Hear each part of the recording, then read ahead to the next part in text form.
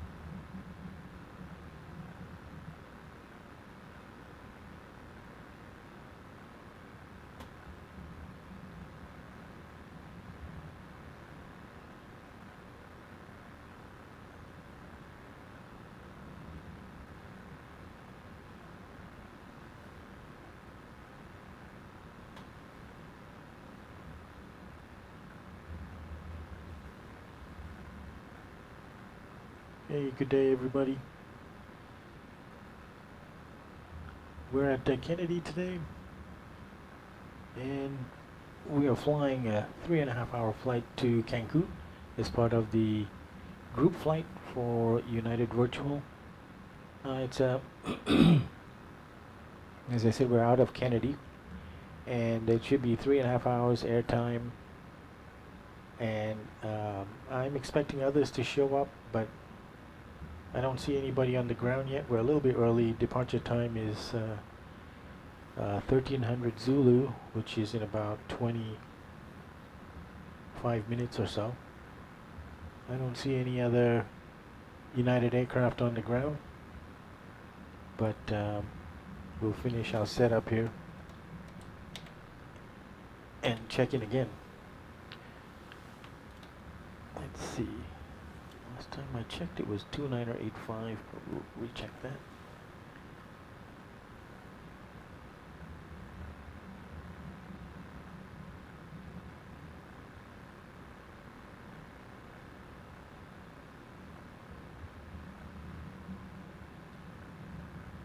Weather.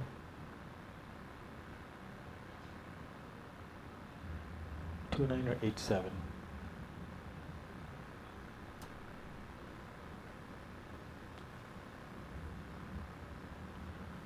$2987. Okay, so one thing I want to do is I just want to copy the link to Discord.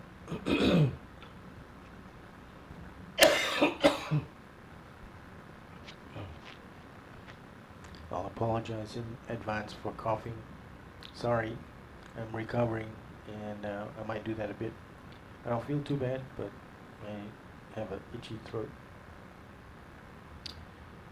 Okay, so we need Discord. Testing, testing. 1, 2, 3.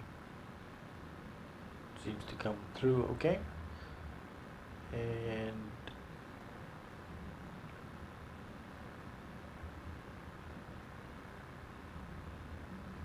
streaming announcement.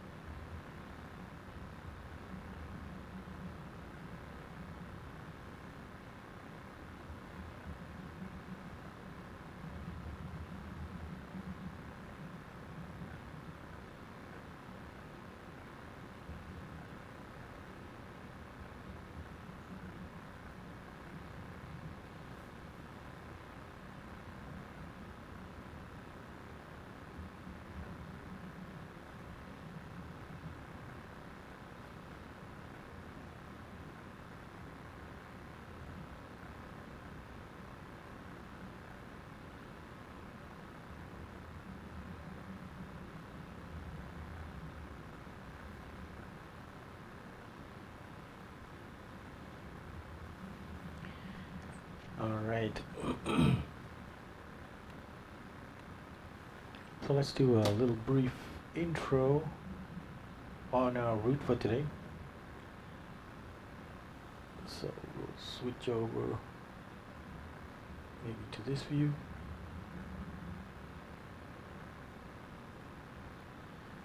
So there we are sitting at JFK, and in fact we are at stand 5 at the international terminal, and we're going to be taking off runway 22 right. You can see the one that's got the red line attached to it, and let's look at the whole route down to Cancun. So it's more inland routing today, and we will pass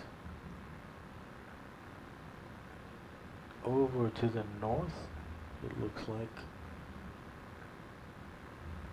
of Washington DC, and to the south of Dulles Airport, my home base, and all inland, and we'll come out somewhere around, what is that, Pensacola, or not even, maybe south of Swanee, and just to the west of Lewis Airport, and we pass to the west of Cuba, and then into the tip of the Yucatan Peninsula at Cancun. So it's 3.5 hours airtime, probably count 4 hours total time from pushback to parking. Our cruise altitude is initially will be flight level 360, and then we'll monitor for climb to 380. We have this aircraft has got a max capacity of 166 passengers. We've got 163 passengers today, so we're close to max limit, and we're carrying 25,000 pounds of fuel. And let's take a look at the flight plan.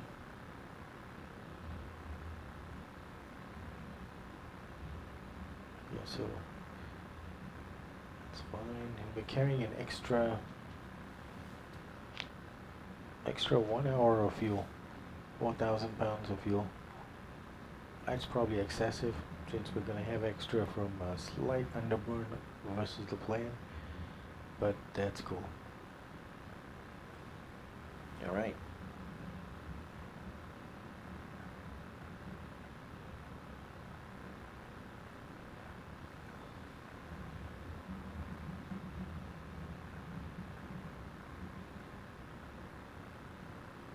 Okay, so let's go back to the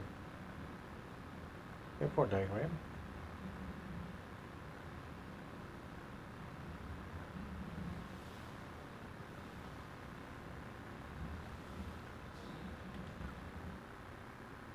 Let's just check that we still have ground. We do. Okay. And so we're going to push back facing southeast, and we'll probably go on Gulf down to, well, we're going to have somebody giving us guidance, but I'm going to guess Bravo, and then Echo, and then cross runway 31 right at Echo, continue on Echo to holding point runway 22 right. That is what I would guess is going to be our path. Okay, and there is a special departure procedure for night times, but into the morning, but we are outside that window, so we don't have to worry about it. We're just going runway heading course 224 degrees, and to a max of 5,000, and wait for vectors. If there's if we self-vectoring, we're going to go to Robbinsville, VOR 113.8, which we're tuning now.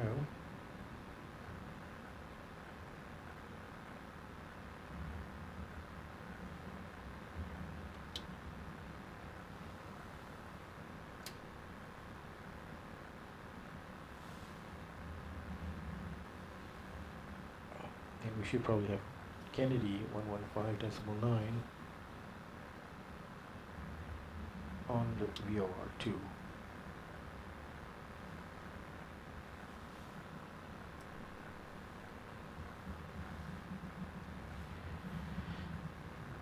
Okay, fairly straightforward.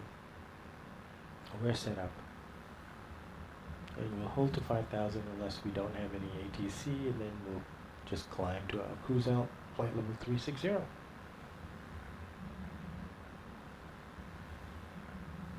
All right, this flight has been in the planning by Keaton, one of our fearless leaders at United Virtual.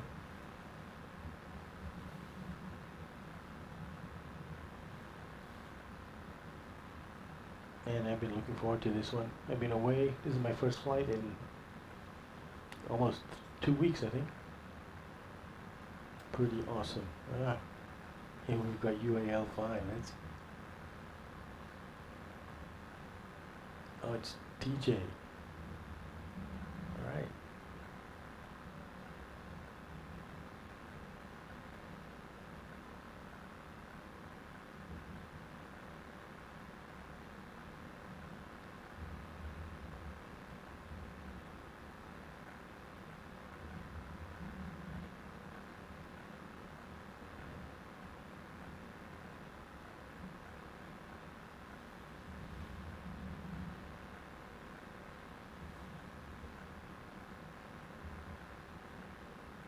Well, we always try to be on time, so we'll push back at the right time. Now, what we can do is retract our.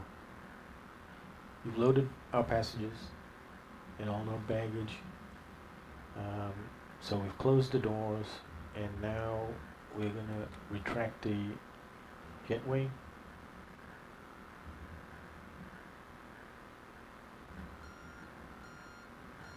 Okay, jetway retracting.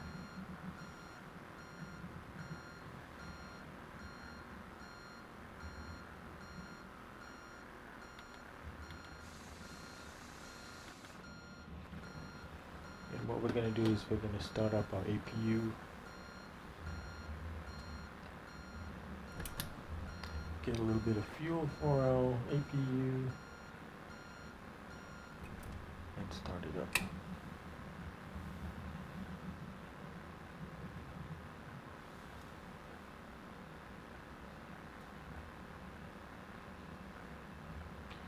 So we got thunder, lightning, and rain in the surrounding area, but it's interesting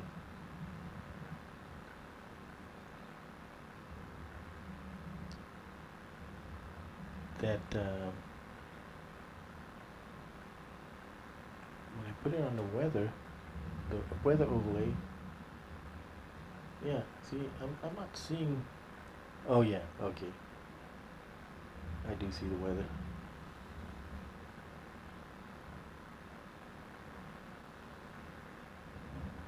So you can see the weather relative to where we are. I'm going to guess that's blowing eastward. So we should be clear of it soon. Let's put that weather in here on this map. We're still getting some.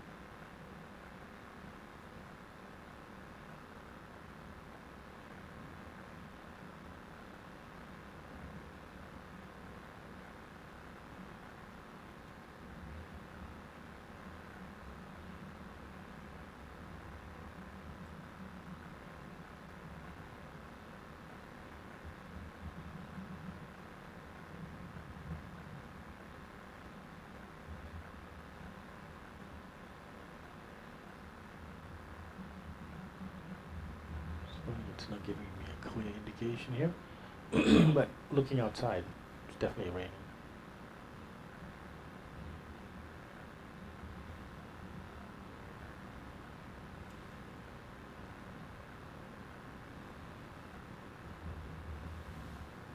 Okay, let's get the APU on the bus and APU bleed on. So we're getting some power out of the APU now.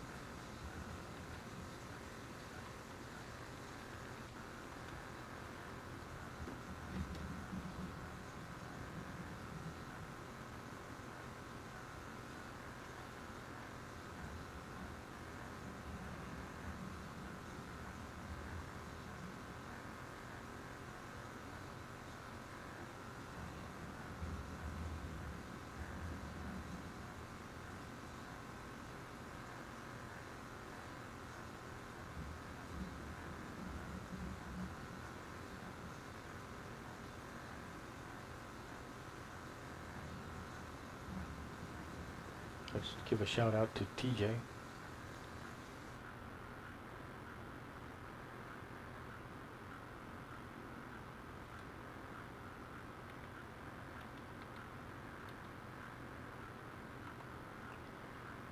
And he's in UAL5.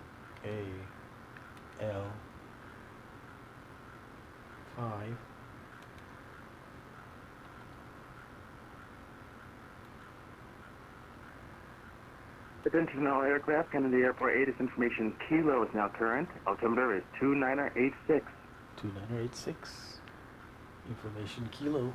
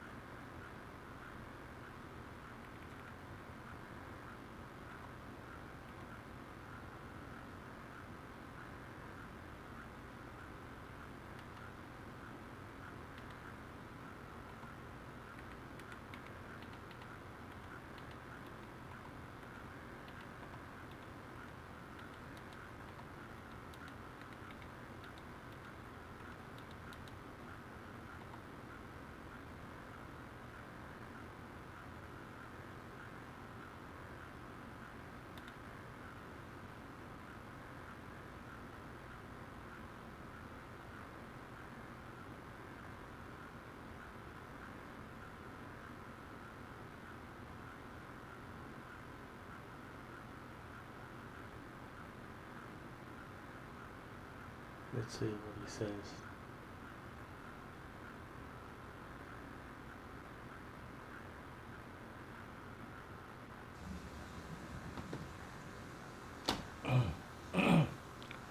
Okay, so let's disconnect ground power. We do have dual bleeds on. Yes.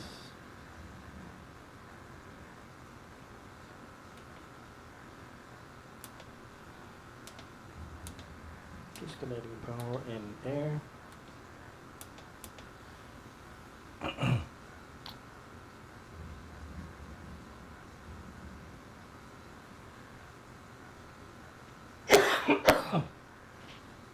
And we will shortly, as we request, push back.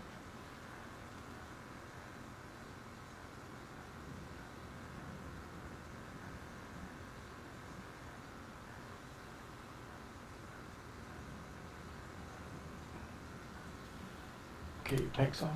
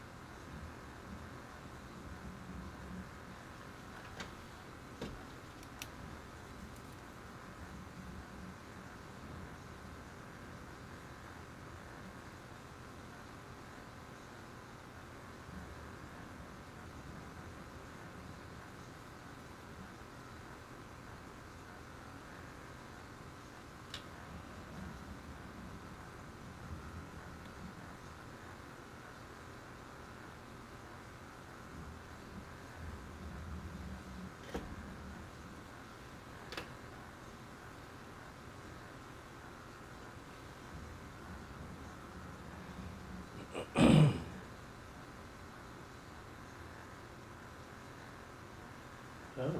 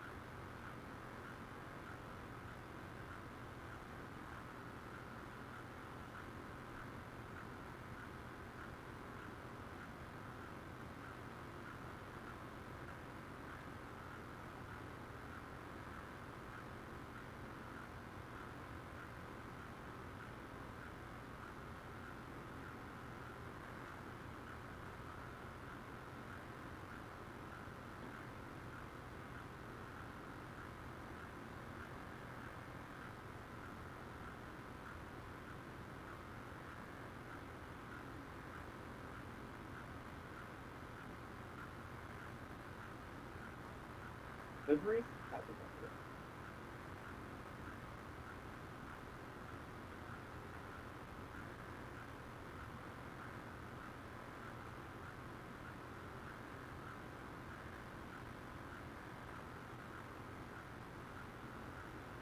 Let's try a different livery.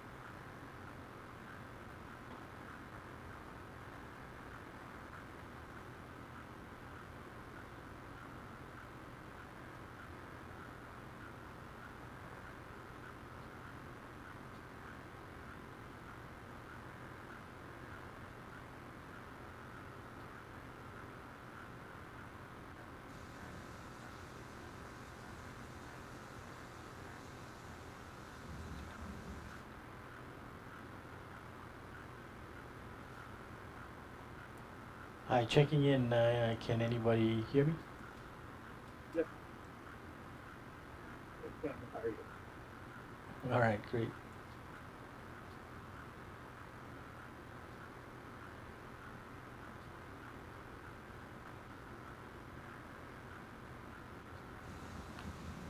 Okay.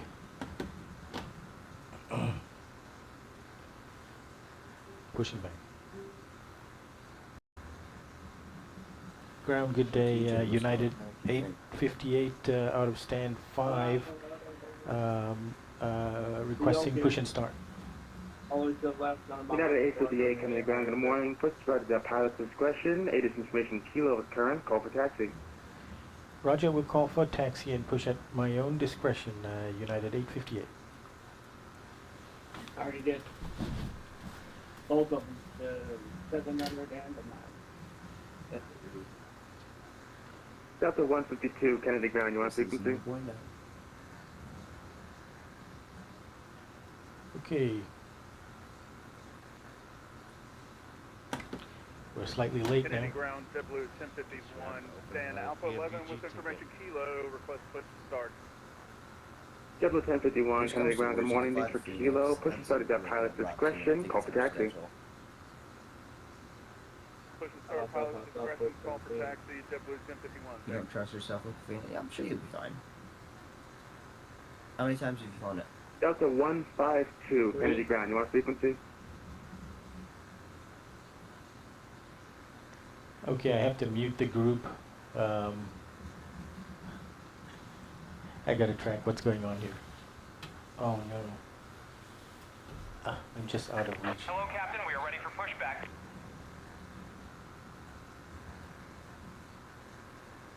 I'll need to go out and get my volume control. But let me do the pushback first. Departure checks completed. Bypass pin inserted.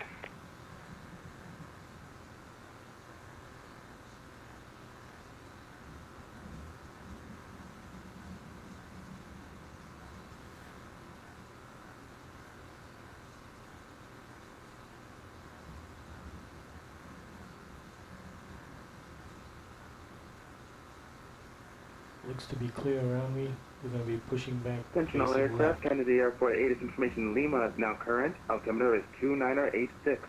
Locking gear. Lima. Information Lima. Nose left. Release parking brakes, please. Parking brakes released at 13:02. Commencing push. All engines clear. Start at will. Okay, so release parking bay. Put on all the fuel. Packs are off. Starting engine number 2.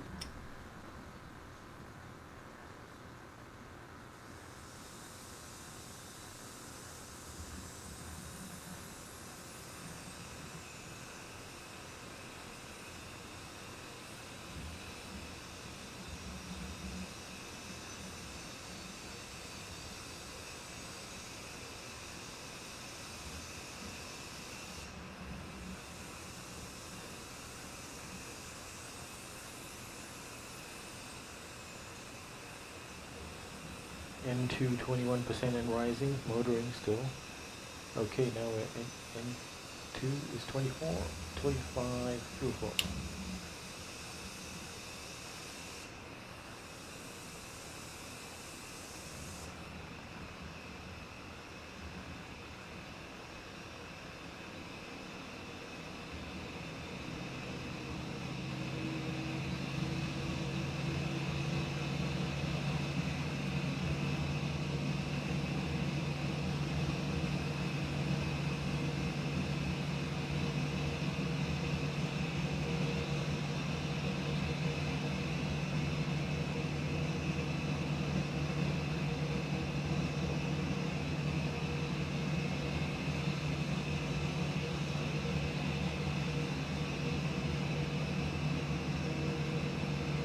Please set parking brakes.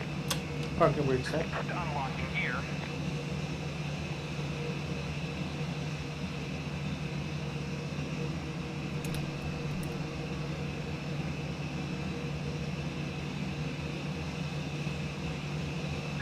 Tow truck disconnected. Bypass pin removed.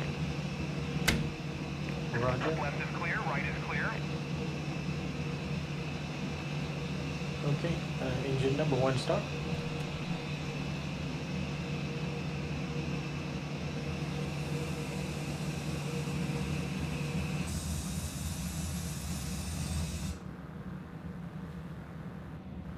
Delta 152, Kennedy ground. You want frequency?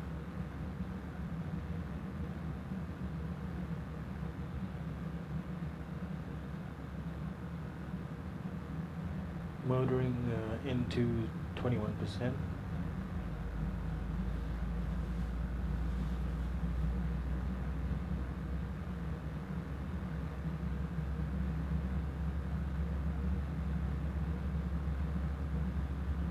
Into 25%. Fuel flow on.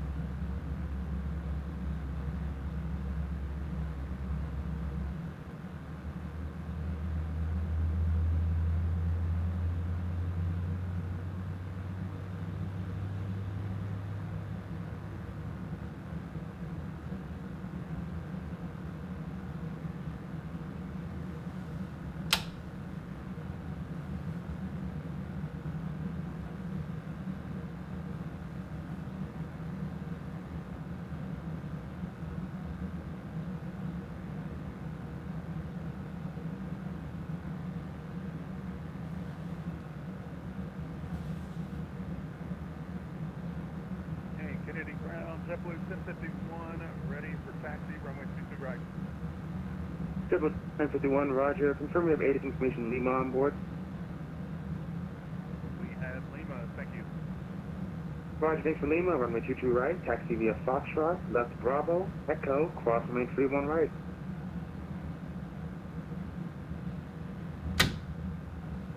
Taxi via Foxtrot, left Bravo, Echo, runway 22 right, JetBlue 1051. JetBlue 1051, just confirm you'll be crossing runway 31 right at Echo. Okay, so 2 good engine starts. Engine 2 on the bus. Engine 1 on the bus. Let's get those packs back on. Thank you. We can switch off the dual bleed and turn the APU off.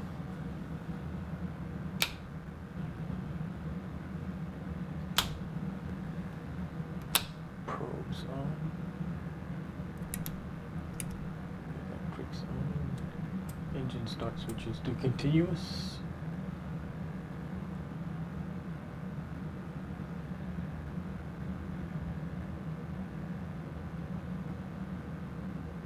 Anti-collision light is on. Okay. Let's take a look at our landing altitude in Cancun.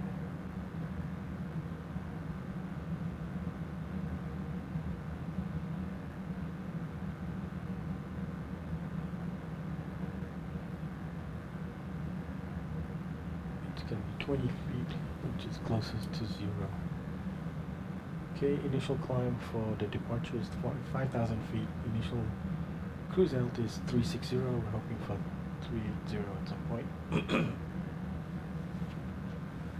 Okay, max to 5. Check the controls. Full right. Left. Forward. Center. Back.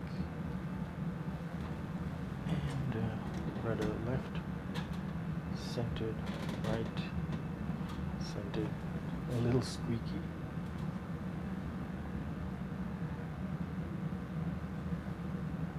Okay, let's do a before taxi checklist.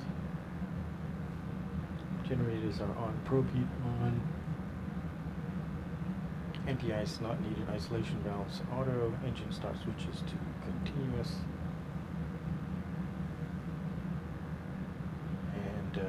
Recall checked. Auto brake is RTO. Engine start levers idle detent. Front controls checked, and ground equipment is clear. Before taxi checklist completed. Alright, I'm gonna hop out of the cockpit and get my volume control.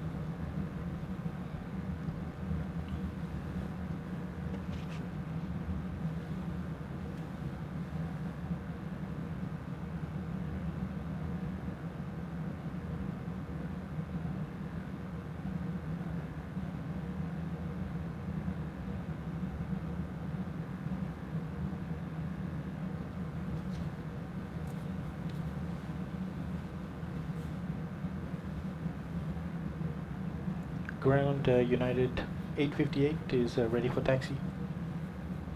United 858, roger that. Confirm you have ATIS information Lima on board. Roger, we have information Lima.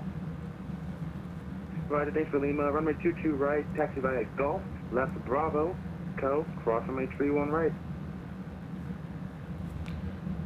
Golf and Bravo, cross runway 31 right to holding point 22 right, United 858. United 858, just advise, after Bravo, you'll be taking Echo. You'll cross 31 right at Echo. Okay, cross runway 31 right at Echo. Roger, United 858. JetBlue 1051, no further ATCs available. Monitor to CTAP 119.1. You have a base flight.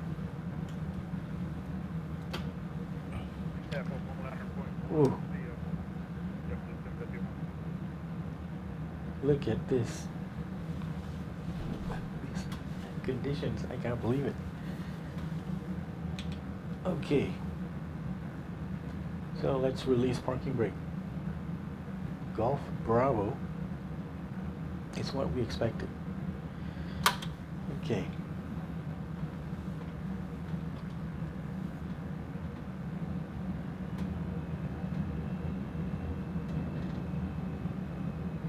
Kennedy ground, good morning, JetBlue 2109.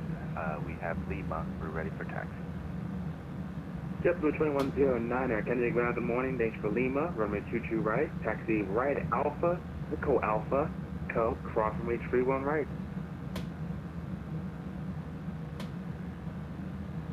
Roger, 22 right on Alpha, Echo Alpha, cross 31 right Echo, JetBlue 2109.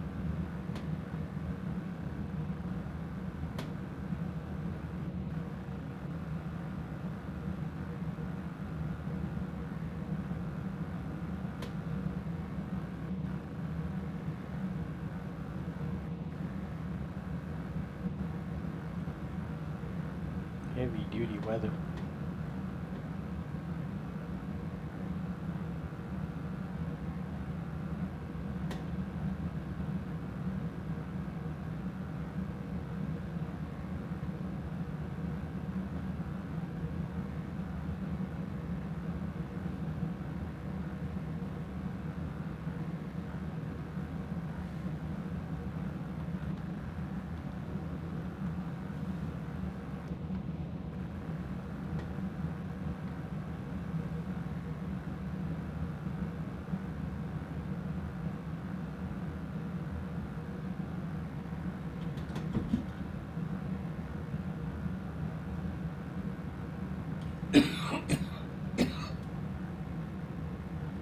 Bravo, Bravo to our right.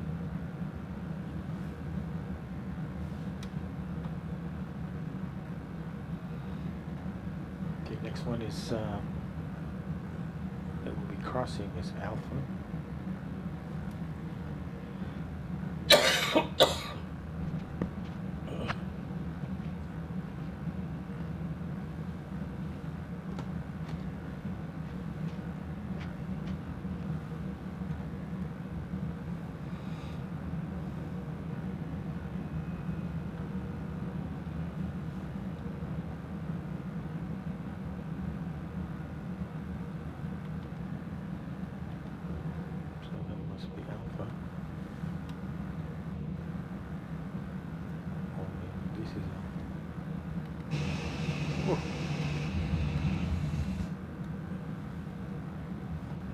This one must be Alpha.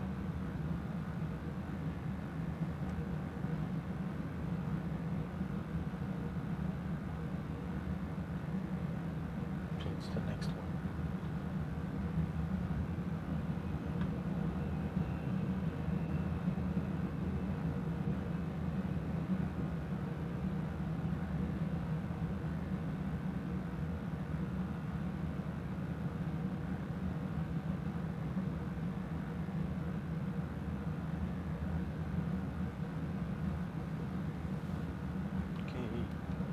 Right, left. So I think we're turning here.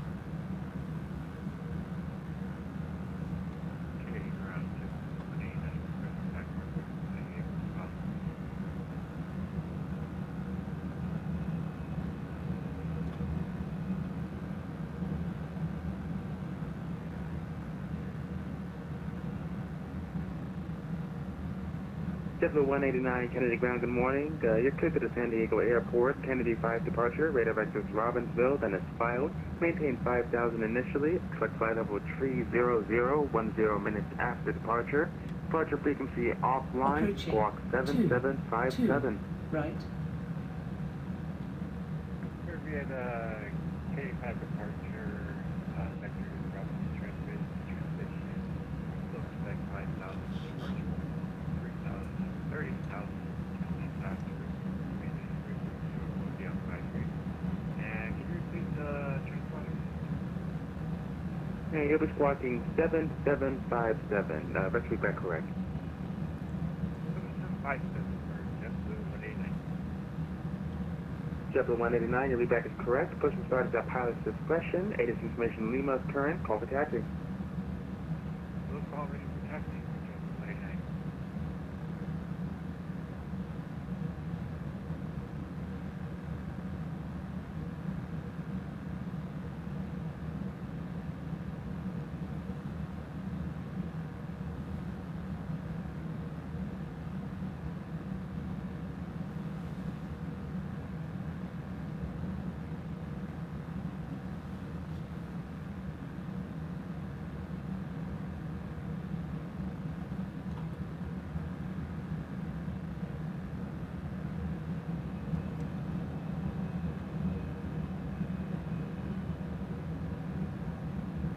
JetBlue 2109, no further ATPs available. Monitor the CTAF 119.1. Have a great flight. 119.1, 109, thanks, see ya.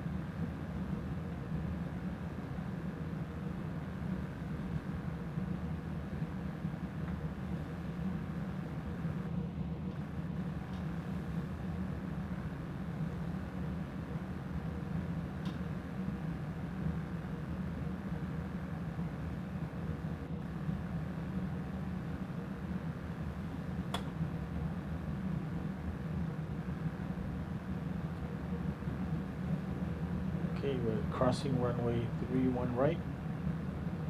Approaching 31 right.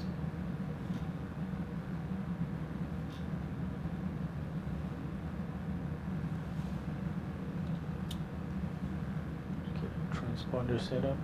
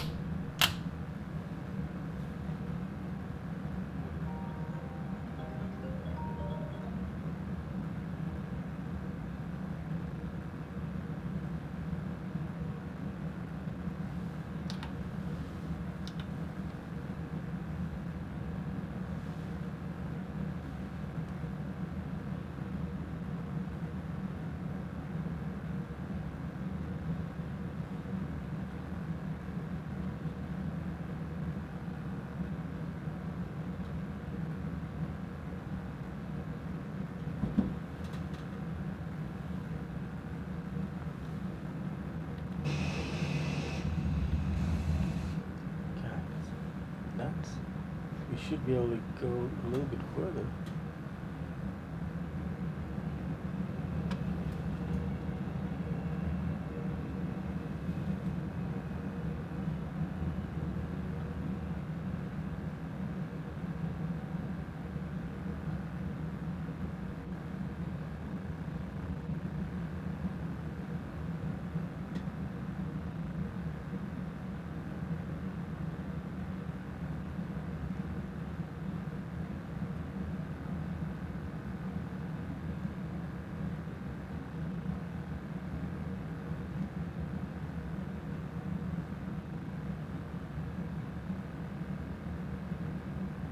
United 858, no further ATTs available. Monitor CTAF 119.1. Have a great flight. Roger, we'll be monitoring CTAF 119.1, United 858. Good day.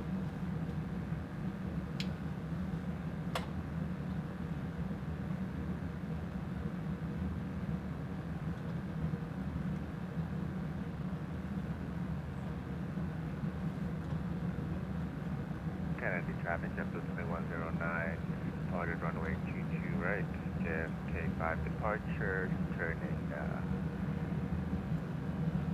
east, climbing to 1,500, last call, Kennedy traffic.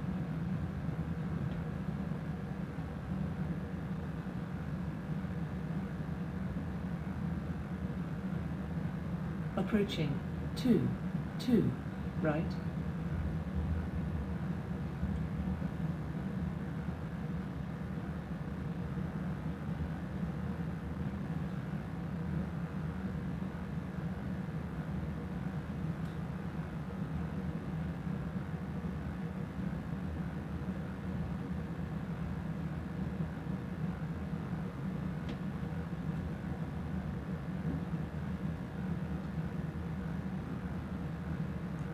Clear.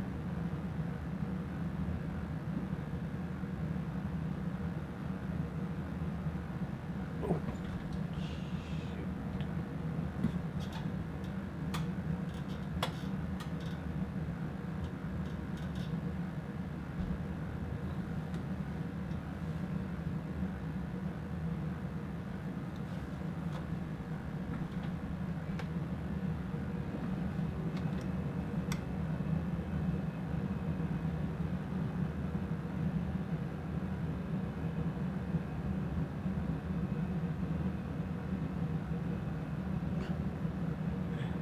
You see, there's no visibility. I can't even tell where I am. Okay, so I'm turning now back onto the runway.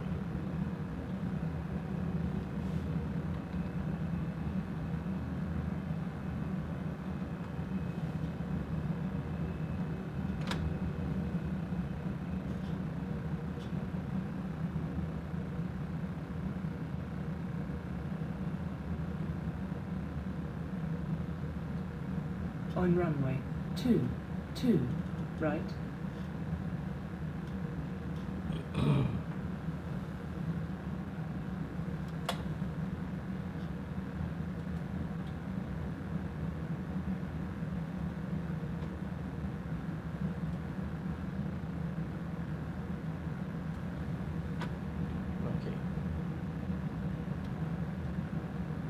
Kennedy traffic, United 858, now departing runway 22 right on Kennedy 5 departure for Cancun.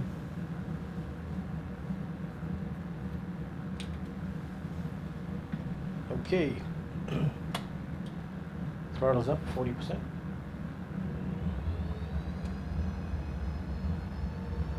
Stabilize, toga, forward pressure on the controls.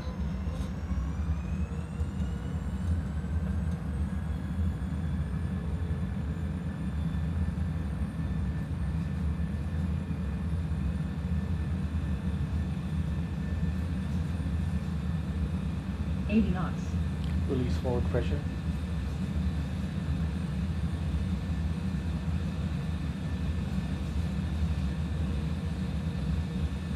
V1. Rotate. Rotate. Positive 0.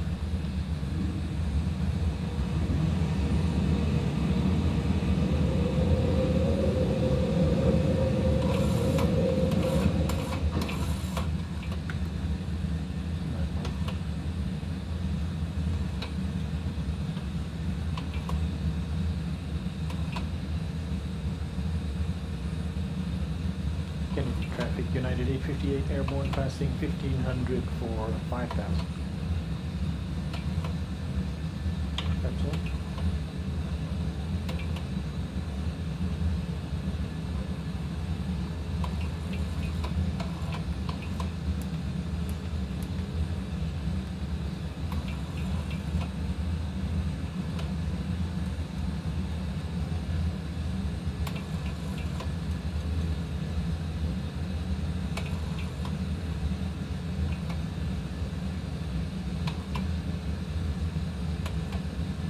So.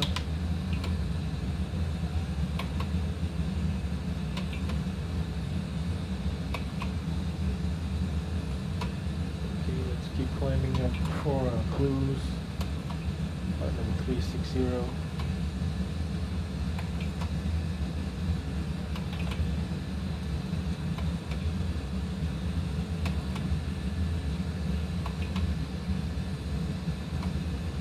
Kennedy traffic, United 858, now climbing from flight level, from 4,000 feet to flight level 360 and direct Robbinsville. Kennedy traffic.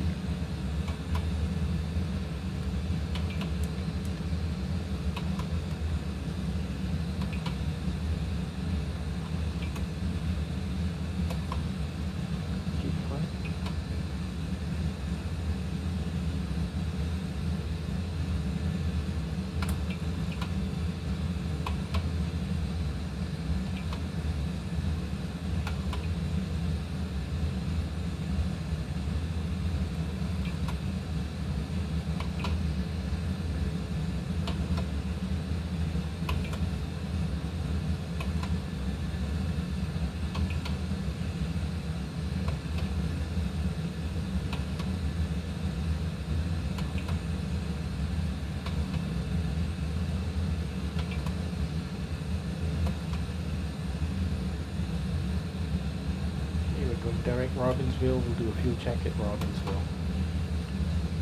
Out of this, well, there's still lightning around.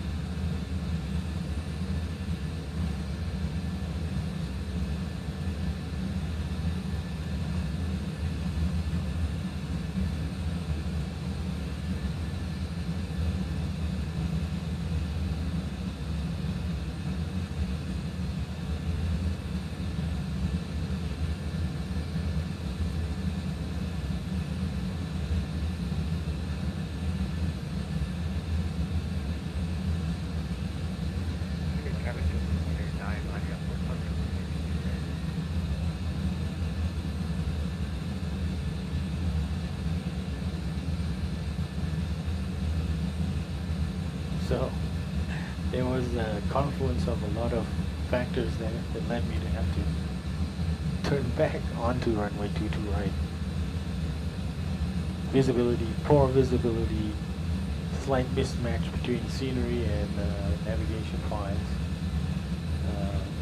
It all adds up. Luckily there wasn't somebody behind me. Or there might have been.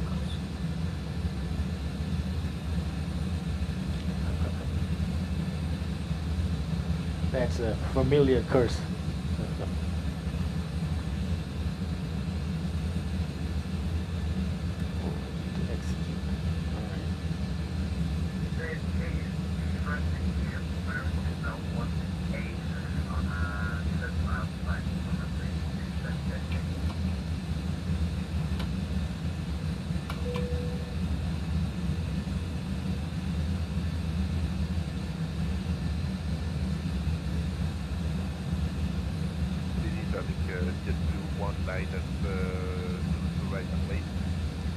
Okay, let's take a look at how ATC is just generally this time in the morning on a Saturday after July 4th. Is there any ATC is the big question.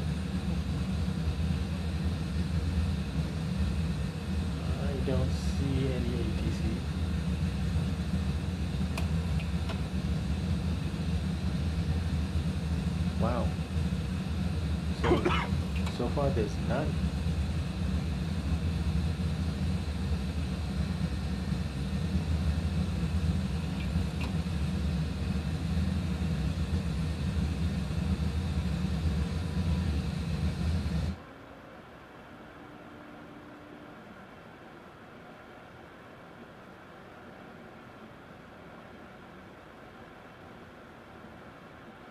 JFK, Swift American 187, roughly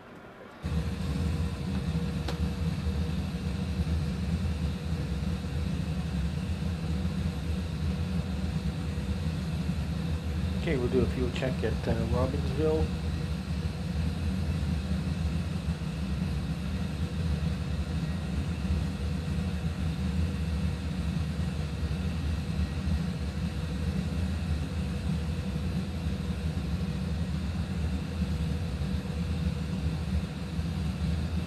Traffic jet for 1 runway 2 right takeoff.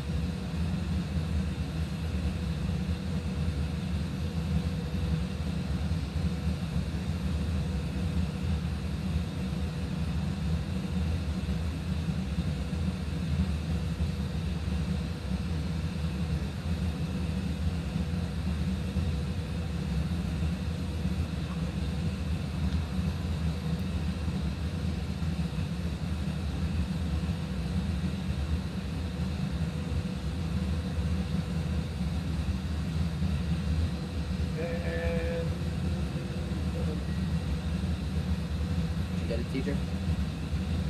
I tried to pop out my PFD and it cracked the pin.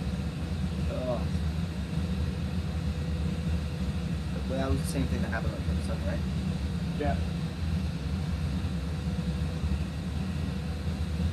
Yeah, that's annoying. I think that we want passing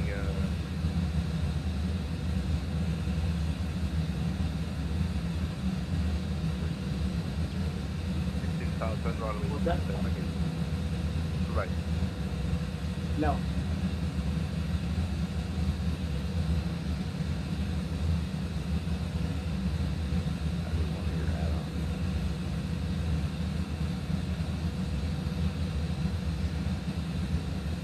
Something with the walk pin.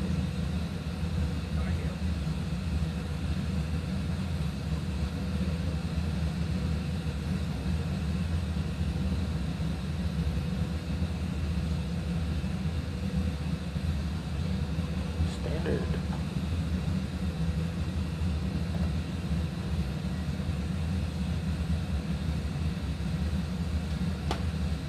So we took off 2 minutes late, which is pretty much on time. And we're going to do our first fuel check.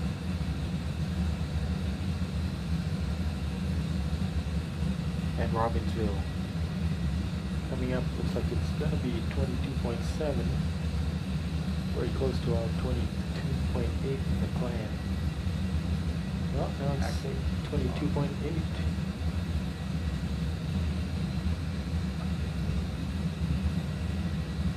How's that for sticking to the plan?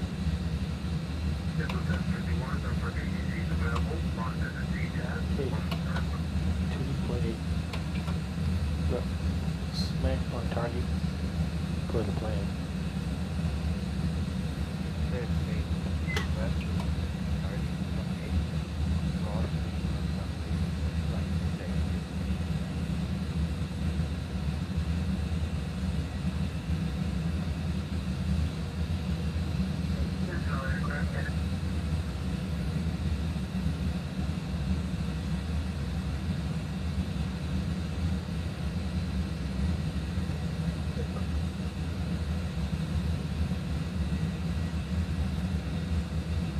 Okay, so looking at, well, I didn't do my after takeoff checklist, so let's do it first.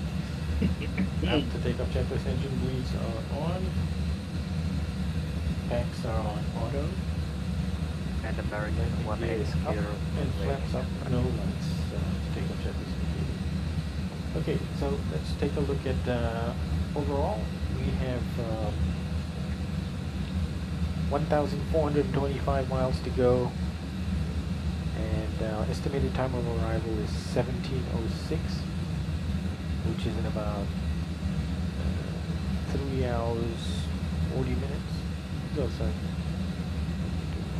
3 hours 30 minutes, something like that. 3 hours 20 minutes. 1,423 miles to go. Top of climb in about 66 nautical miles. And 13:47, which is in about 9 minutes.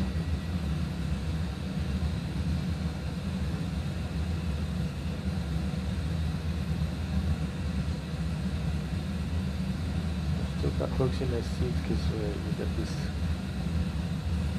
cloudy weather outside, although it doesn't look like there's precipitation there. Aircraft ahead of us 10 miles, but more 10,000 feet or more below us. Let's scope that out. That is United 2494 from Dallas to Newark.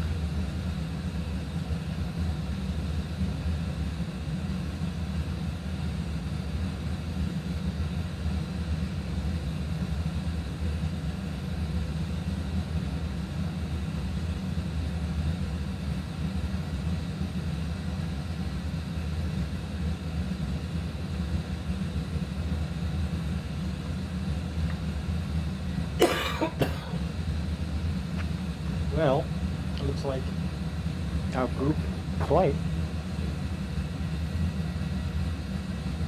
not much of a showing, unfortunately.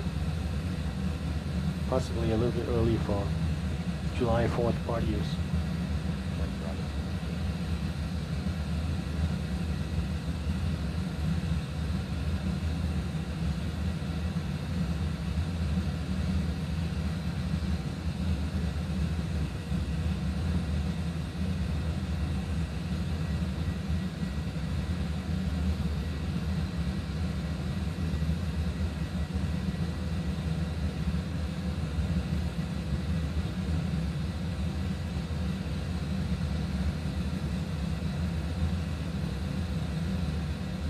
So when we took off, we had a double derated takeoff with no assumed temperature, and the reason for the no assumed temperature was the rain and possible contamination on the runway.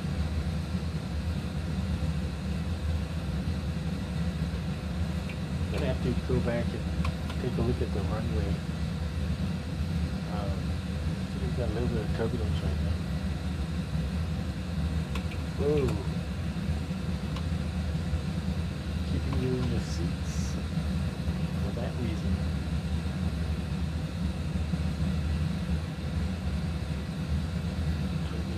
Let's see if the turbulence is gonna turbulence map.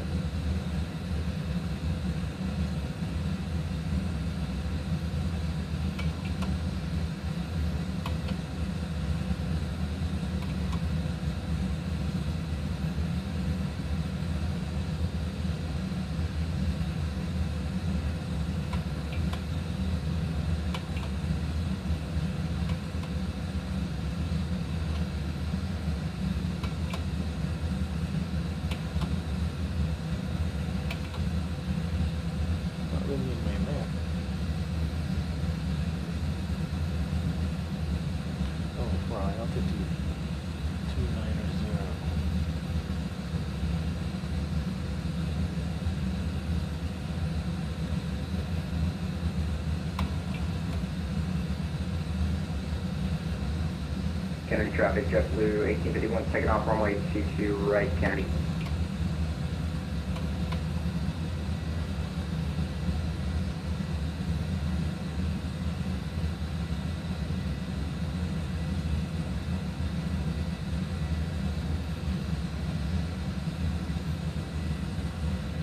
Okay, I'm going to tune to the cruise volume.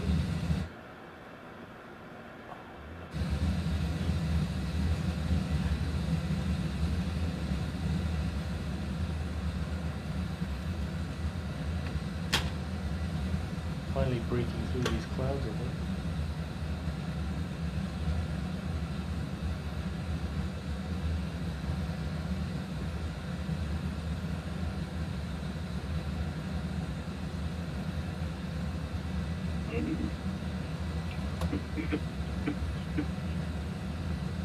Oh,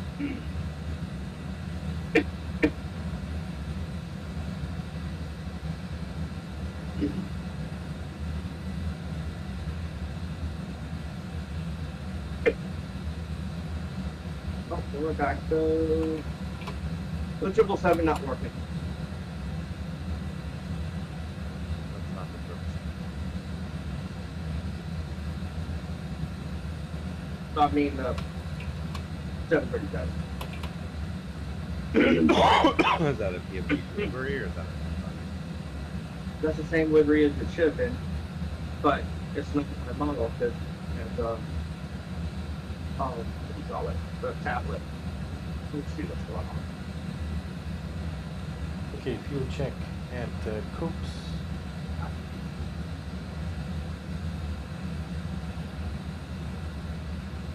.1 on target. Can the 777 get to Cancun?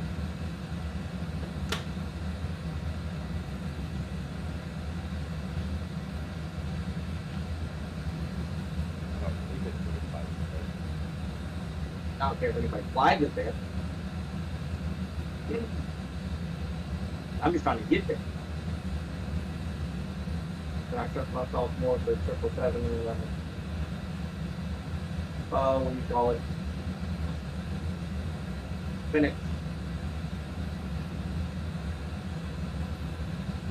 There is a 11,400 foot runway at Cancun, and the other one's 9,000 feet. Yeah, we got plenty of room to stop. This, I can't get my 900 to work. If I take my 900 to work, I'm taking the 777. Take it. I think American does it on this route occasionally.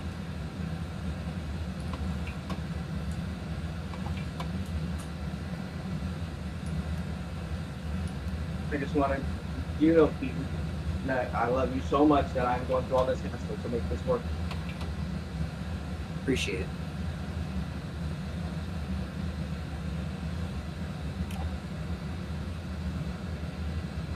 All right. Well, GP was a letdown. Cody, what are you cruising at today? Because you're the one ahead of me. Okay, Cody, you got ahead. Now we'll see who slows down on final. Well, I already parted, so. All right, 777 it is. What's your cruise today? 3.6, okay. Stack. I made sure to get out front. Yeah, you should have enough margin. But if you slow down on final, I will never let you live it down.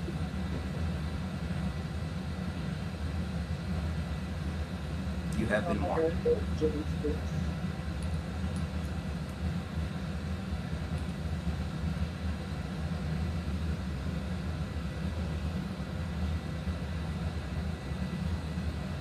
Well,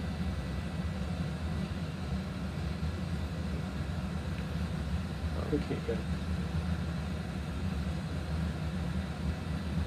So Copes, so MXE 21.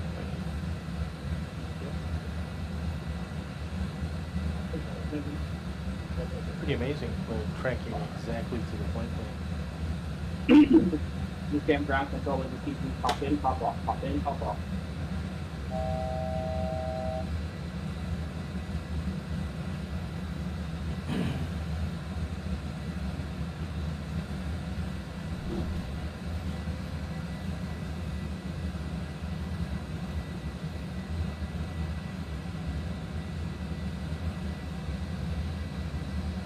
Not going to use my call time clock.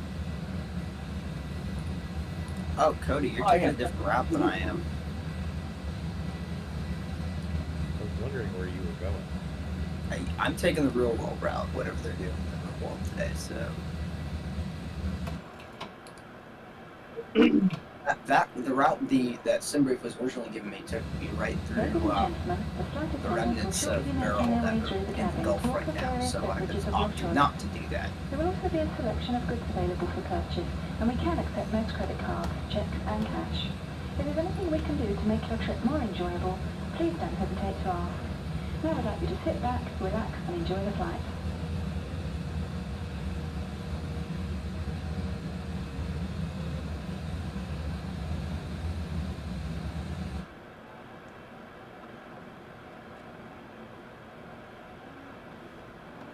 Hi gents, I just wanted to introduce myself, Paul Willoughby here.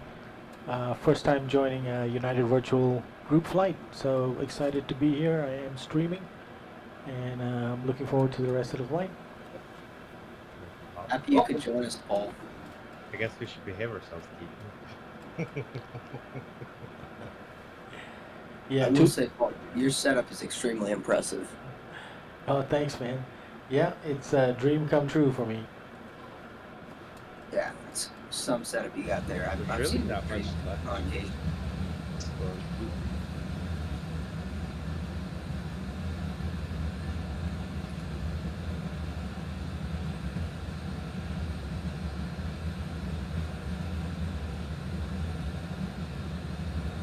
Yeah, I pulled my flight plan from a JetBlue flight that took off at 9:30, I think.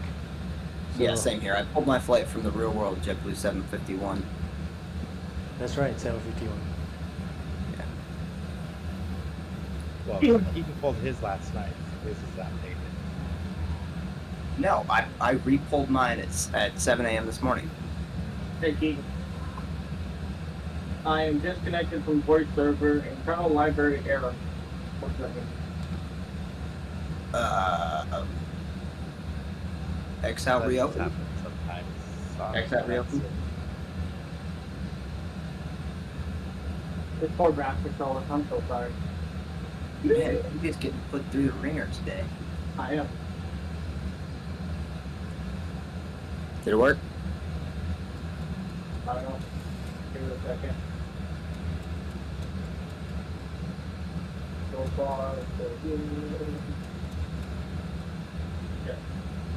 The real JetBlue flight is late. Yeah, because my guess is because there's just awful weather there. Looking at the radar, there's really not much left of the storm. No, but they have takeoff minimums that they have to meet. So that 1/8 statute mile that we had earlier technically was not above. Oh yeah, no, the Legal fog this takeoff. morning is very bad. JFK. Yeah, they can't. They have the takeoff minimums at JFK are RVR. Let me see. I had it up. 1 second. Well, that's a good thing finally for the first time. Takeoff minimums at JFK for 22 right are. Oh, where are they? Oh, here we go. Yeah, it's RVR 1000. So, or it's RVR 10. So, we did not meet that requirement technically. Well, we just pulled the Spirit. Decided we would go in regardless. Hey, they gave us clearance, right? So yeah, it was below minimum for takeoff minimums for. Yeah, it was below a mile visibility because standard minimums are 1 mile, and then I think with a certain op spec you can get down to half a mile, but we were sitting at an 1/8 mile, so that was just awful.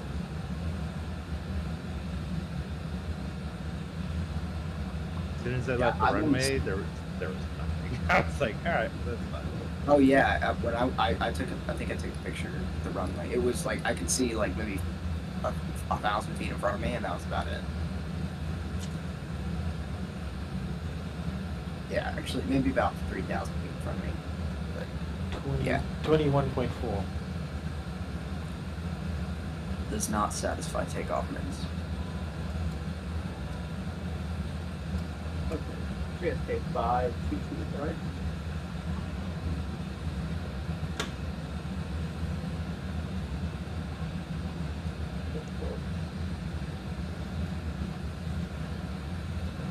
Has the second one even? Has the real one even left the gate yet? No, it's delayed by 8 minutes. Oh wow. Okay.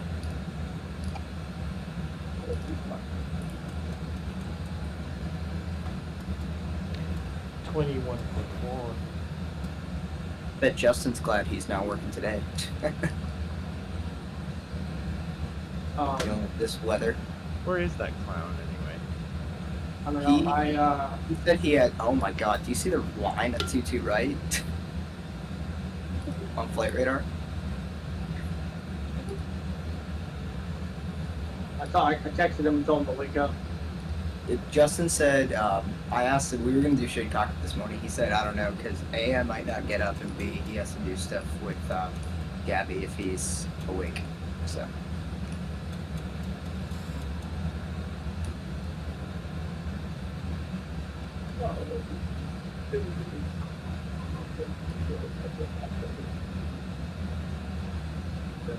I mean, they are moving them. So.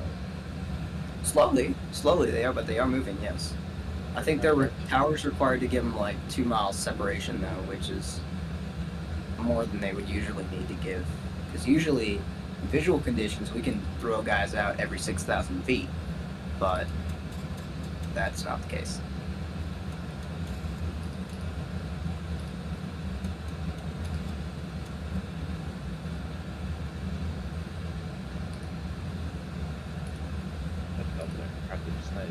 You're gonna sit there for a little while.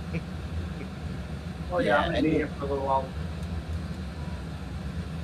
Oof. Sequencing at Kennedy is just so funny to me. Do you see the guys they have set down all the way down pretty much to the end of 3-1 left that they're using to sequence?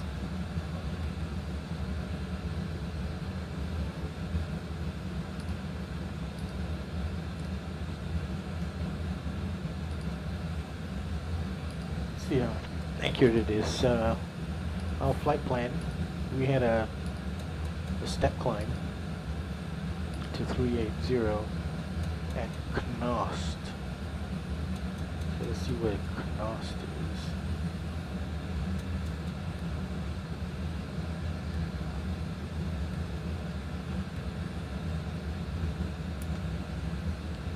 Knost at 1538. Oh, I'm surprised Justin doesn't like blow a head gasket flying out of JFK. What'd you say? Stuck in that. I said I'm surprised Justin doesn't blow a head gasket flying out of getting stuck in that traffic nightmare. We don't have to wait. Set him up. I could not imagine being stuck in that. That's the one thing that if I ever get a job as a pilot, that's the one thing that I'm gonna probably hate most of all, is sitting in ground traffic. And I want to fly for United if I get a job there, but that means I have the possibility of being based in Newark, which is even worse than JFK at times. Because they're just so bad out of Newark. Like Newark, you'll wait short of the runway. They won't even cross you. They'll wait you short of the runway for like a good hour before they give you a gate if it's full. Oh.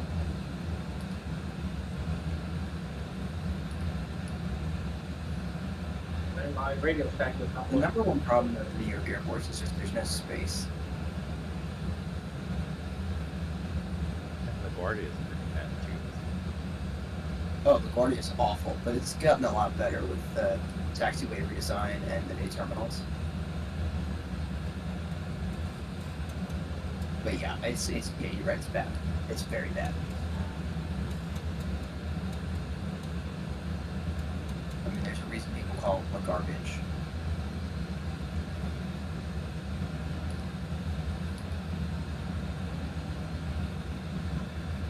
Oh, hey, Jehu.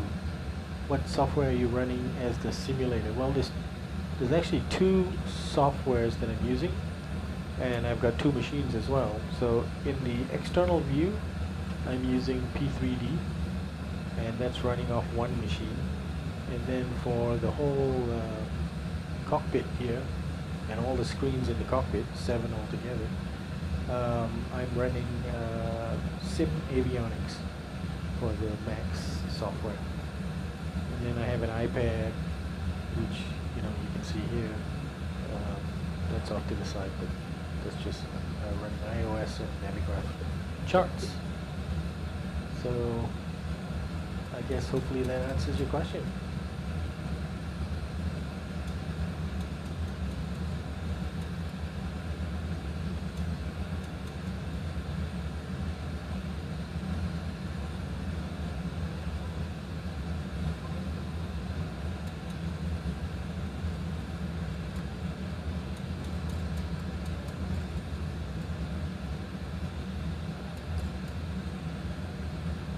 Grounded is not your microphone, it's the other kid's headset.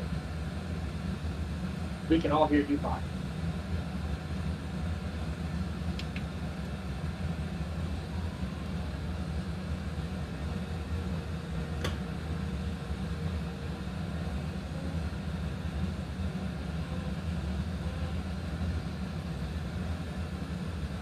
Unicom traffic, United 858, now climbing from flight level 360 for 380 Unicom traffic. So let's go to 380. I'm gonna step away for just a minute. Gotta use the bathroom. Sure, what do you need?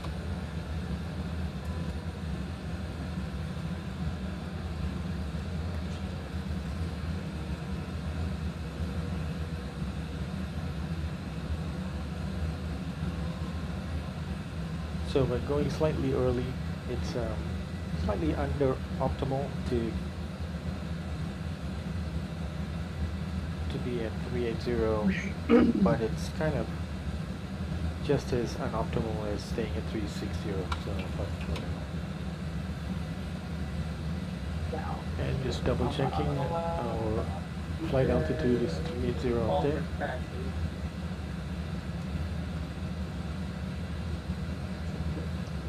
And 380 here, and 380.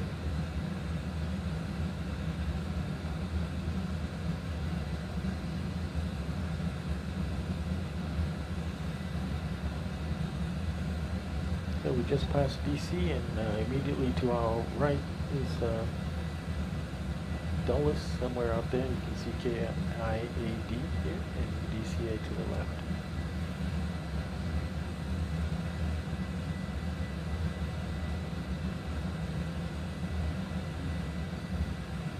Not yet.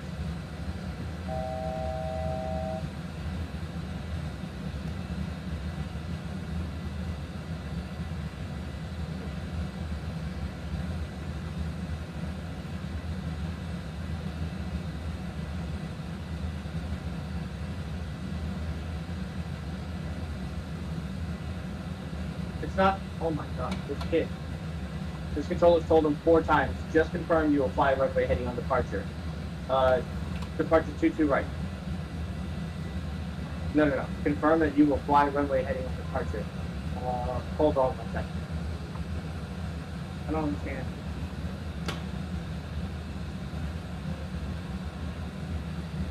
So we're at Gordonsville, 54 miles, and 115.6. H is hard to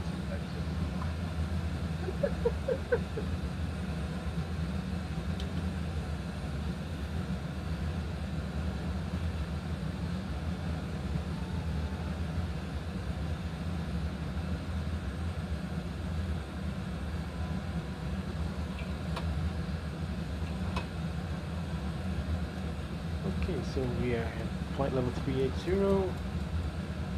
and now we're, yeah, we're now definitely closer to optimal flying now than if we had stayed at flight level 360, and we've got room for growth, so to speak. About 400 feet to off being optimal for 380, and so we're good to go. And we're at a cost index of 50, so that gives us a cruise speed of Mach 0.79 or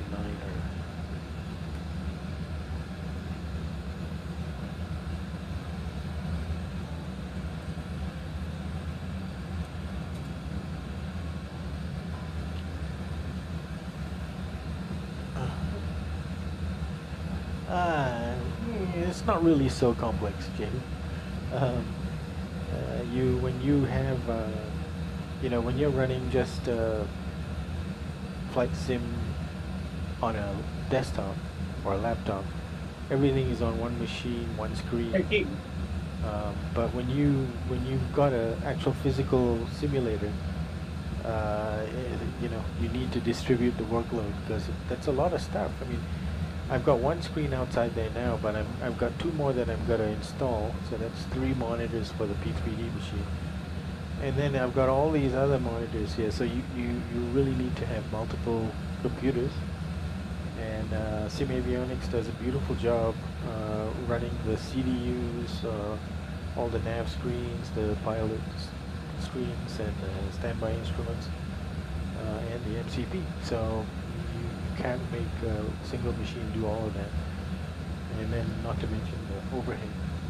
So yeah, it is complex, but necessarily so. What sim are you using?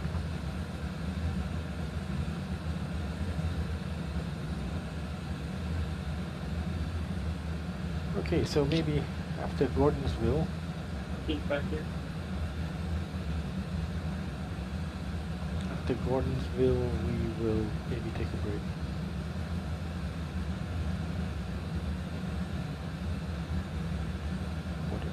Just checking for ATC.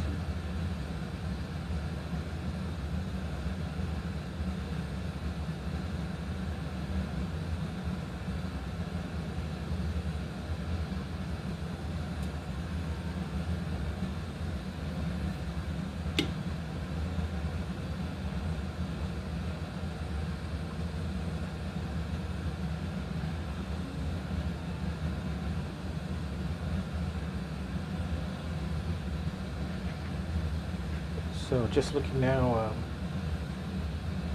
we've been in the air 38 minutes, and 17:03 is our expected time of arrival, and 14:05 is our current time. So it's 2 hours and 55 minutes to go to Cancun. So I got up really early this morning, about 5 o'clock, and I got in the cockpit at about 6:30. And the reason I need to get up so early is that I got to configure the whole streaming setup that I use, in addition to all the flight planning and all that. This time I remembered to do smart cars, so the tracking and the automatic logging of the flight into the United Virtual System is taken care of, and we'll be able to see a landing rate for me in Cancun. I don't have all kinds of false expectations. I haven't flown in like almost 2 weeks' time, but we'll see. Actually, the last time I landed in Cancun, it was very inclement, seeing the runway only fairly late. Not as bad as the last time I flew into Quito, which was horrendous. Saw the runway at minimums. Anyway, it's looking pretty good right now.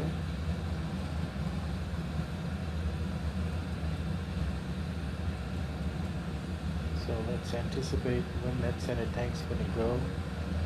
This is pounds, so it'll be about 45 minutes before our center tank. Actually, probably 30 minutes before it needs to be turned off.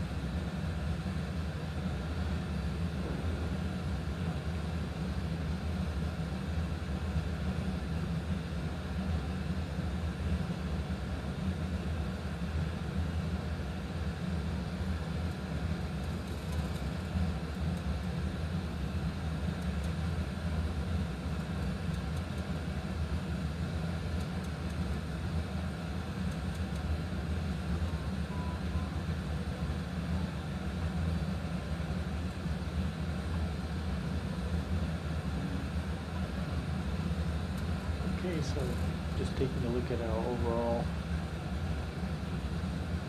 flight plan.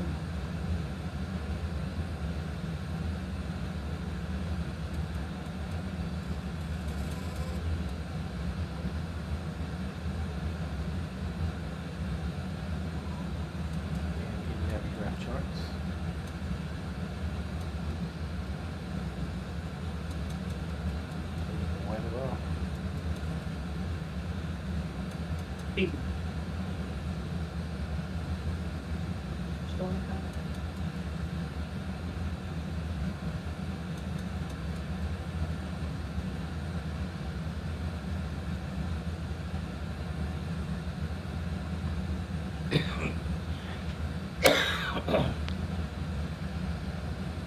Yeah, still a long way to go.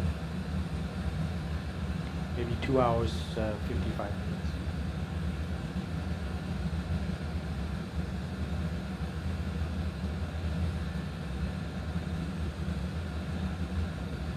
Okay, so we actually, GBE was 20.4.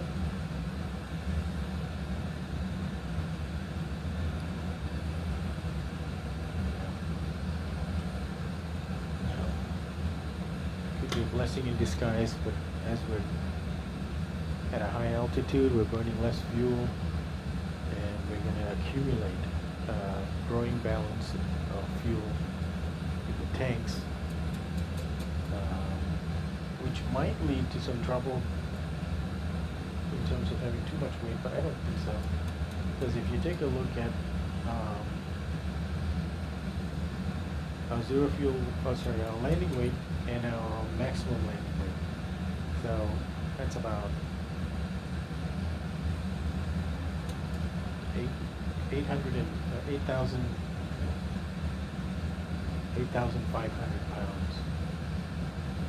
We're projected to be 8,500 pounds under the maximum landing weight, but we've accumulated 300 pounds. I don't think we're going to be fine.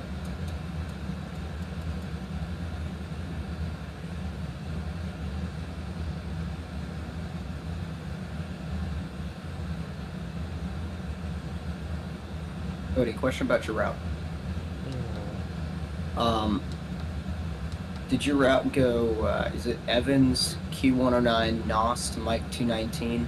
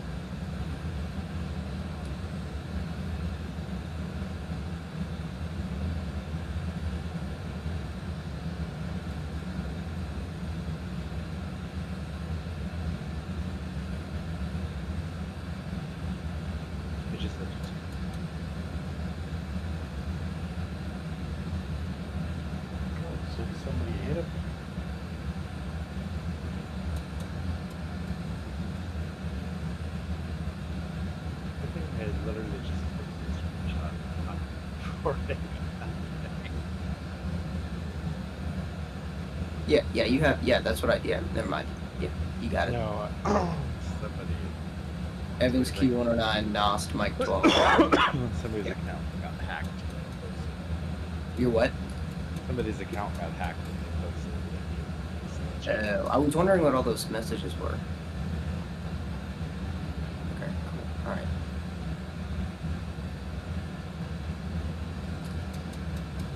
Luckily it was early, so I was like, we're just going to...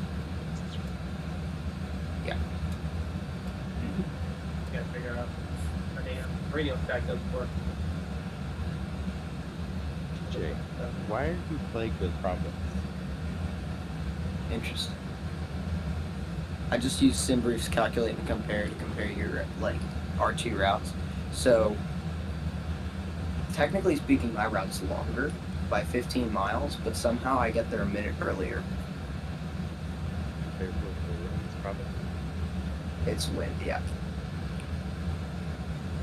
I'm pretty much hugging the coastline all the way down, and then crossing kind of over South Florida, then yeah, skirting by Cuba. You get blown out of the sky by that Russian submarine. We'll see. I just gotta hope that international tensions don't somehow heightened in the next 2 hours. What is it? .CTAF? .CTAF and then whatever airport, the ICAO. It's 119 or 6.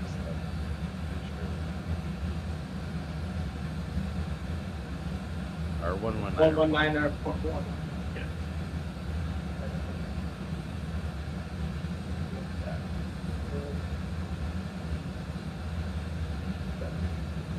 Good.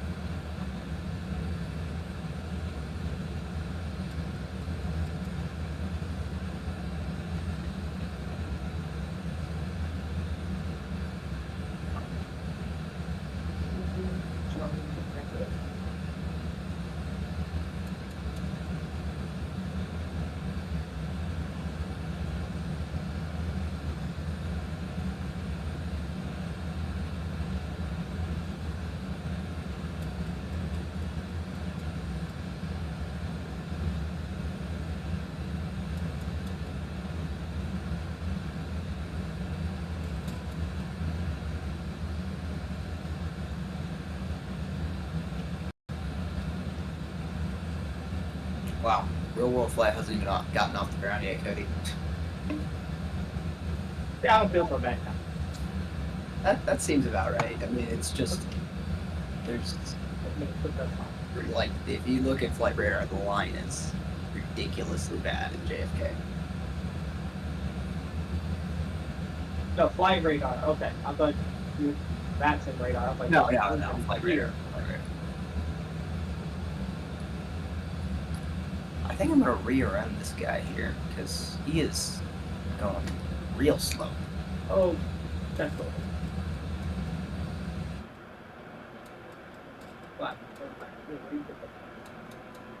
Yeah, I've got 10 knots on this dude. Might just have to overtake him.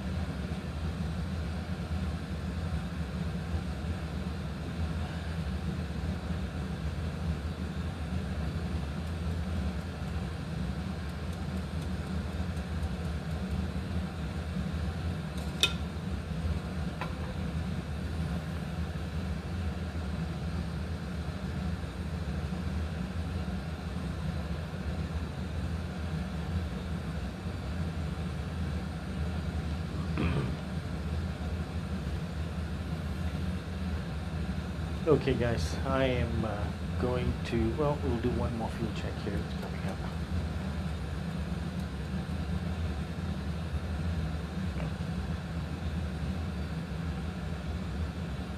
And then I'm going to go take a break to refill my coffee. And I'll BRB.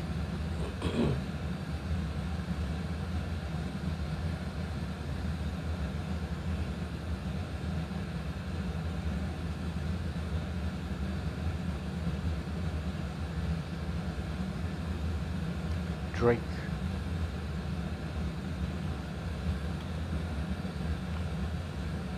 We're definitely not short of fuel. Drake 19.9. So we have 400 pounds more fuel than the plan. But that's okay.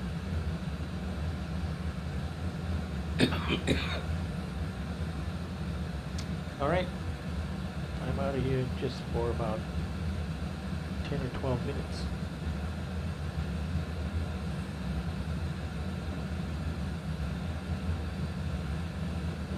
thing.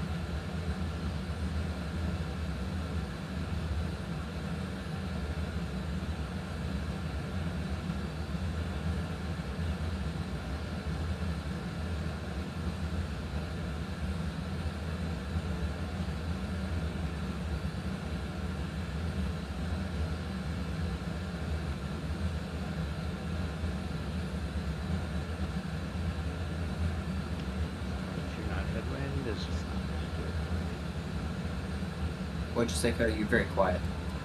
I said this 22 knot headwind is just not going to do it. What's your ground speed? 457. Well, you're going faster than I am.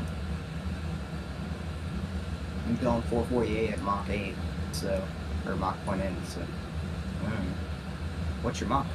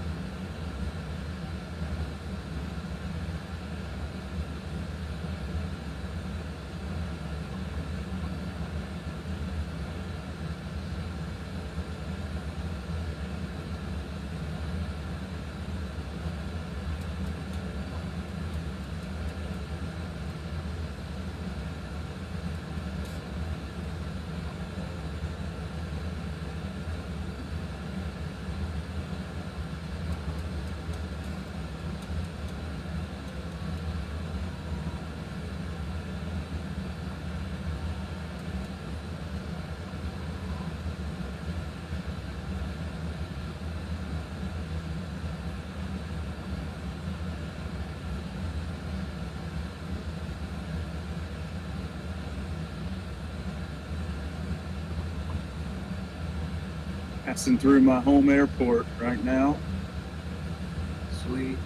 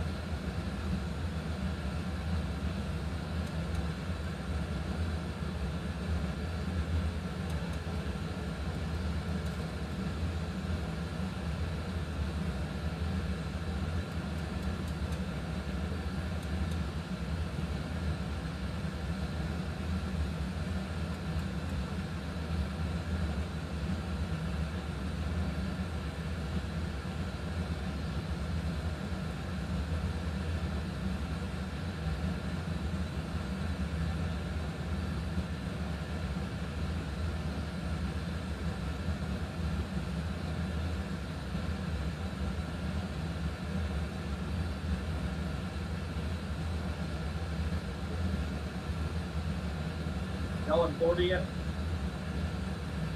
Nope.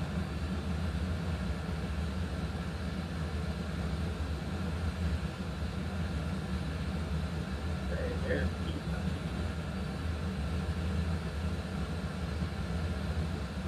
He's about to run over somebody.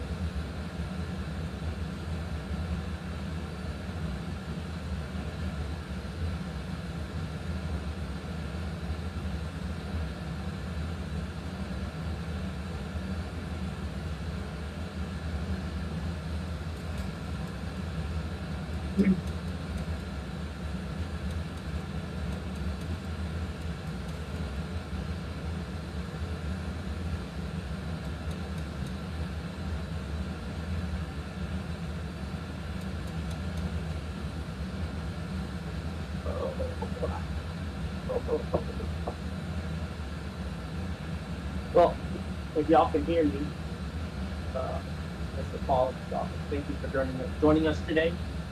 Really appreciate you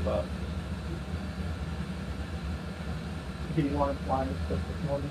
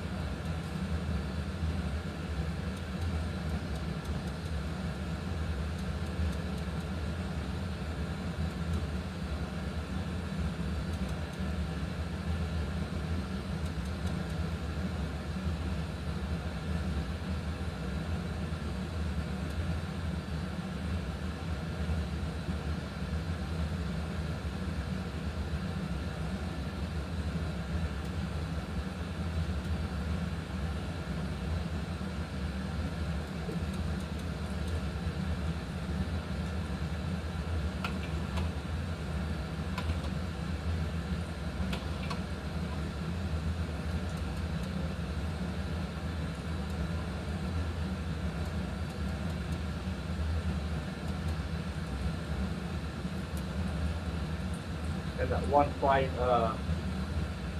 where the 737 was working. Felt like a fish out of water going back from the 777 where it does everything for you.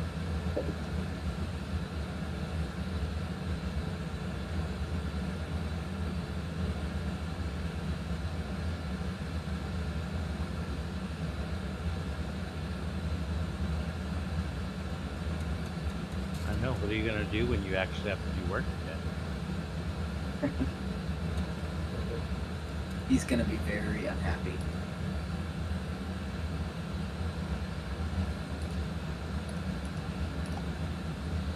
Sure, we land in Cancun. I get to go from Toronto to Dubai. Oh, where am I going?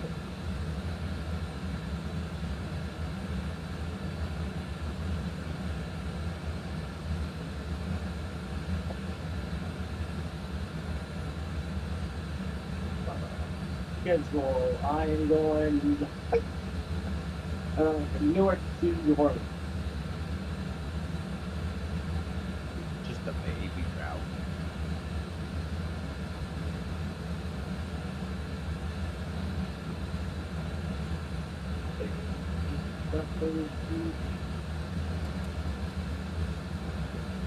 I met up with a guy this morning that was driving to New Orleans.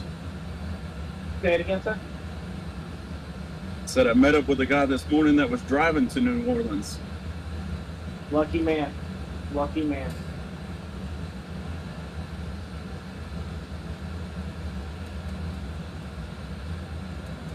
That's where I was born, somewhere from. Good old NOLA. Yeah.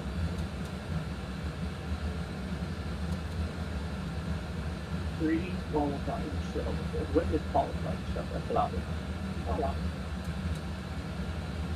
Oh, Cody, where are you from again? I know you live in Bakersfield, but you're not from there, right? Say what? Where are you from again? I know you live in Bakersfield, but where are you from? Colorado. You're part of the Marky Mark clan.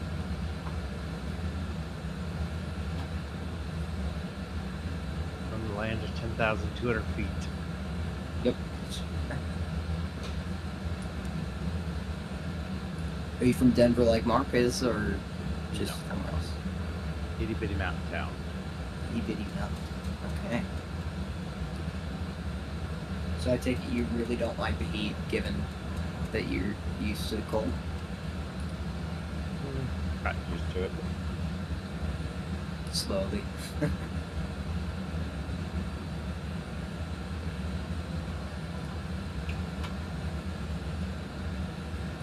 My post in PMVG got deleted. Of course I asked about 747. Did you guys see the work in progress pics of the INI A350? It's looking pretty good. No, I did not. If it turns out like every one of their aircraft, it'll be at least meh. And the A300's not bad. It's not bad, but it's got issues. Issues that they won't fix, like an X-plane just randomly crashes the sim. I think it was doing that Microsoft Flight Simulator for a while too. They claimed you had fixed it. I haven't heard anything positive about it. Crashed mine. I know a bunch of people are having issues with it crashing the sim. I mean, if you fly on a potato, I guess that would Mine never crashed. be hard for the Just mine. I couldn't get mine to follow the arrival. Yeah, see, that is a problem. It's plagued with issues. Yeah. But it's also a dinosaur, and that's notorious in real life as well. Not the A300's avionics are archaic at best. Oh no, I know that they're archaic for sure, but they do what they're supposed to. It's not what Justin was saying yesterday. He said it's bad in general. Okay. I mean, it's a 50-year-old plane. You got to give them some credit. So. Yeah, no, it's notorious for just it's not old. doing a good job. I had to fly the arrival manual. That's annoying. That's annoying. I mean, we did put men on the moon, you know. Yeah, right. I know, it's crazy that, and we did it years and years and years ago, like in that time. Wait, I had a statistic.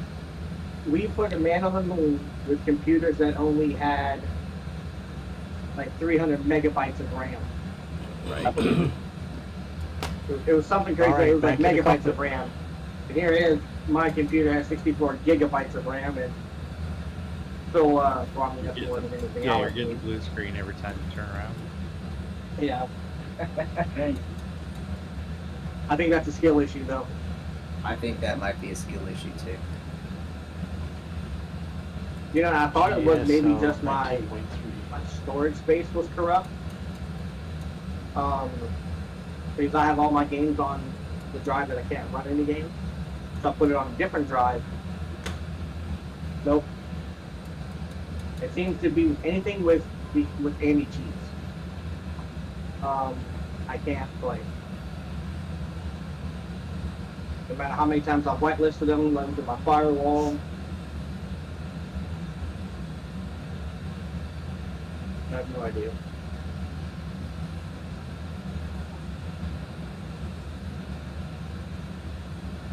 But I can tell you that the next time I do a computer, if I can't find a pre-built that has everything that I want, I am going to let them build it. You went through too much hassle to do it again. I did. I mean, don't get me wrong. I wouldn't change it. My experience. Sure. Because it gained me so much knowledge on, you know, PC building. Yeah. But it also took you like 2 months to actually get it to work properly. Yeah. And so at least now, if I want to upgrade, you know, one piece, I feel comfortable and confident I can do it. But yeah, I think I just pay the $250 extra and have them put it all together. And yeah, I'm really not sure what happened with your computer, because I built my, like, I had never built a computer before I built my current one, and I built it back in like January, February, and I don't know, I watched some YouTube video, I got it to work somehow. So I don't know what happened, because from what I could tell, like, I watched you build the thing, you were doing everything correctly. So it was just an active part. Because didn't your motherboard have issues or something like that? My motherboard failed, yeah. Yeah. And so I don't know, maybe that was causing, or at least linking some problem. I don't know. Maybe. I mean, then again, I switched my RAM, and once I went to a different RAM, the blue screens have substantially subsided. I think I've only had one. So maybe it's that then. I don't know. Computers are weird. I don't know, but it's kind of making me not want to be loyal to Republic Gamer, but I'm Gucci, so I like Republic Gamer.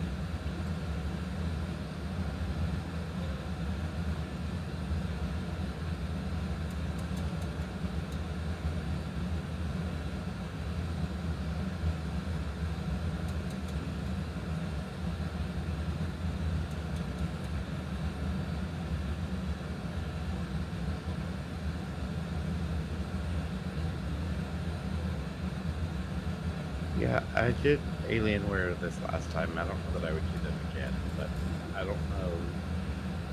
I don't know. I haven't heard of great things about really any of these computers.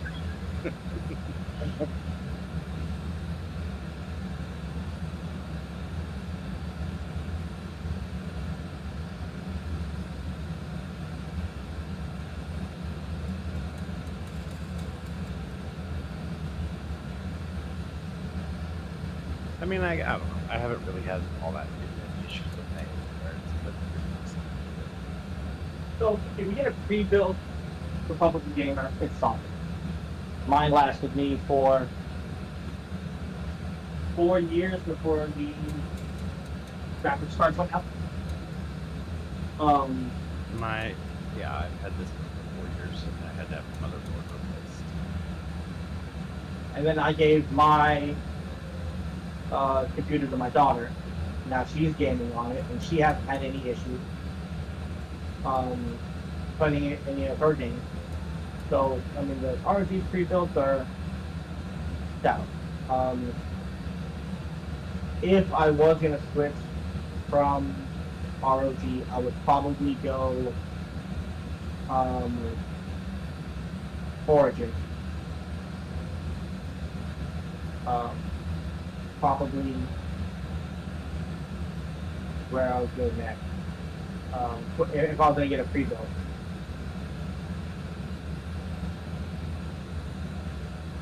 Yeah, Origin's pretty good. Falcon Northwest is really good.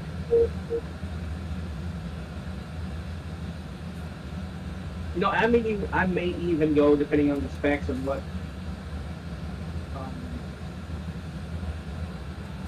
what's inside of it, but I've heard good things about the HP Omen, but only the Omen. But I don't know, I like ROG, you know. I think this is a skill issue more than a hardware. I mean, the HP Omen's top rated right now. Yeah. The Omen is pretty stout. Origin came out with a Microsoft Flight Simulator branded computer that was tailor-made for Flight Sim. But I mean, you get a special little case, but that's what I built my PC off of that specs. And then I just tweaked it so I could have anything ROG.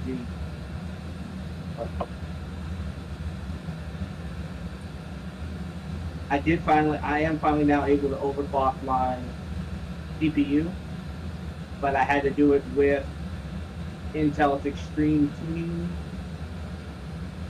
application instead of going through the Asus AI.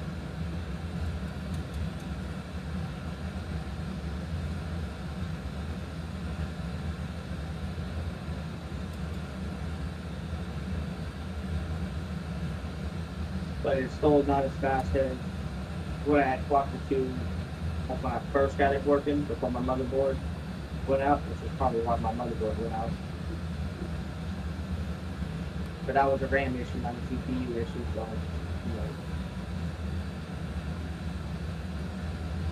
And really, I couldn't tell the difference between when I was overclocked at like 6.7 gigahertz, 6.9 gigahertz, and 5.2 and 6.2. I couldn't tell any difference. I think I maybe got 10 or 15 more frames.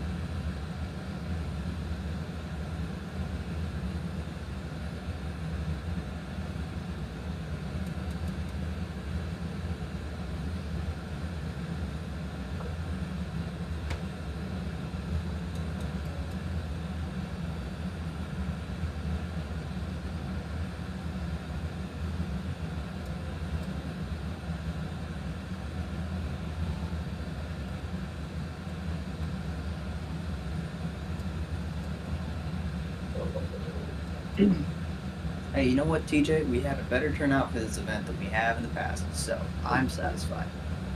That's good. That's fine. What do you mean?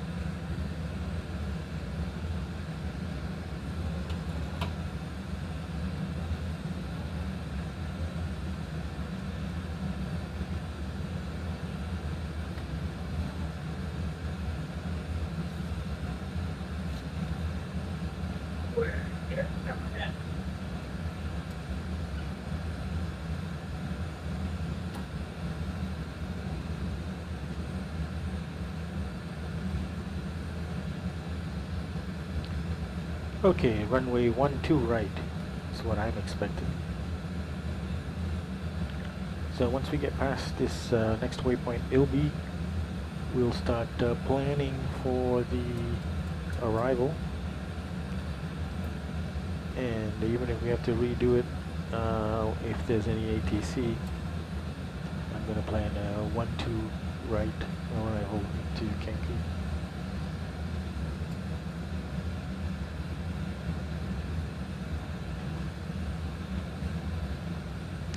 Actually, we might as well check weather conditions before we make that proclamation. It'll be 18.4.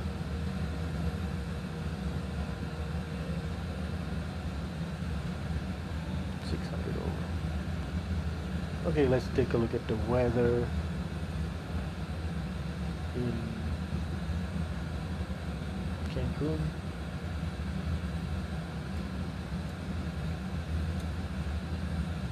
Let's see the mentor winds. 140 at 17.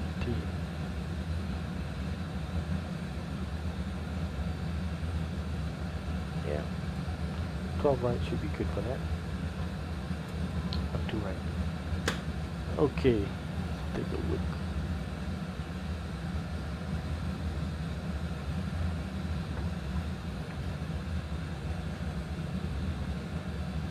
Just It put keeps in kicking me off of basic information. I was having that issue with VATSIM last night. It was kicking me off. I don't know if it's just an internet thing or what, but I haven't had any issues today. 111.1. It kicked me off again.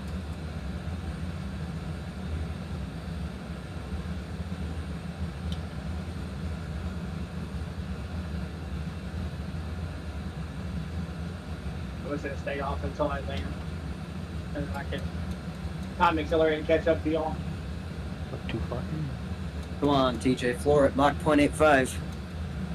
I am at Mach 0.86.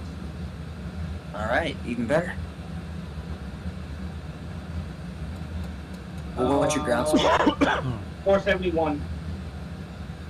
Oh yeah, you got a good 40 knots on me, Cody. So you got 40 knots on me at least. I'm doing 440 over the ground. Oh, that's 125. Basic information is set for 12 right. Alright, let's get into a little bit more detail for 12 right. And let's check out minimums. Minimums 220. 220, which is 200 for radio altimeter. Okay. And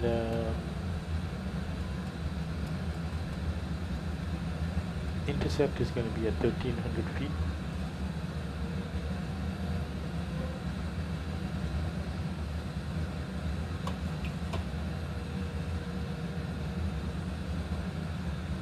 Okay, intercept is at 1300 feet. And missed approach is 3000.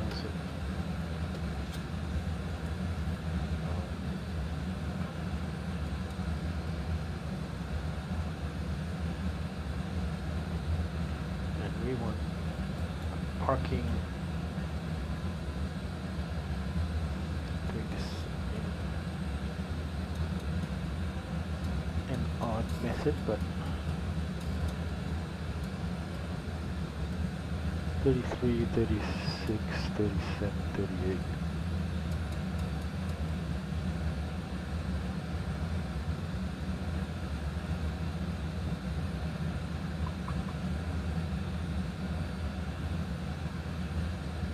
So we're looking for the southwest pocket. Okay. And so let's walk through the arrival. It's a NOSAT 1 Bravo arrival.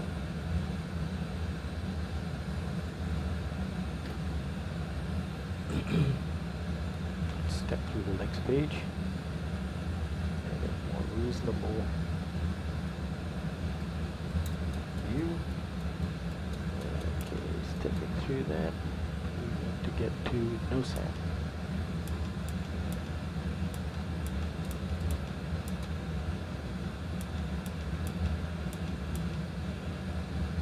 Okay, NOSAT,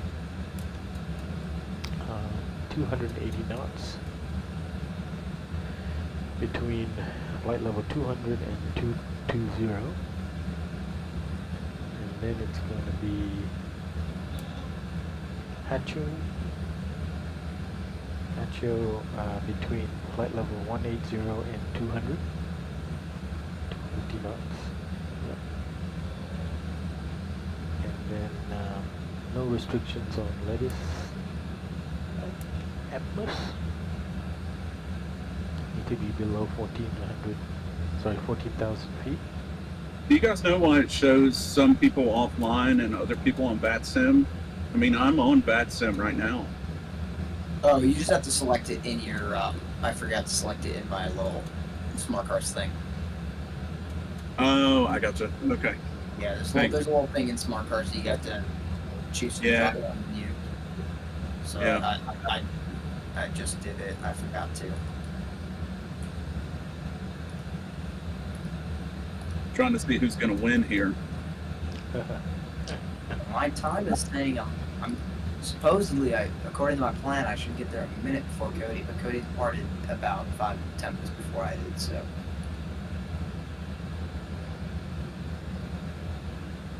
So on 500. He's probably gonna get there first. On 500 is 220 knots, 8,000 or above. And then on 522, 6,000 and above. Does it say your arrival time? Let's see. Box says 17:14. You said 17:16 or what? 16. Okay, right. Yeah. I'll see if I can shave some time. We'll see. Heard him. You're doing Mach 0.8, right? Yeah. What time are you getting there, Cody? I can't hear you, Cody. You're very quiet.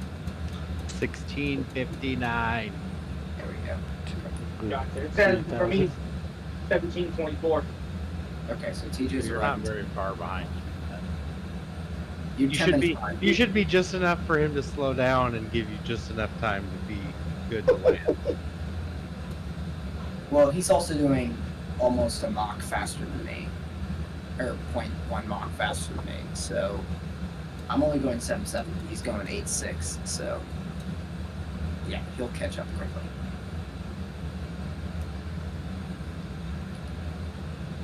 This thing's only capable of 8.2 at best.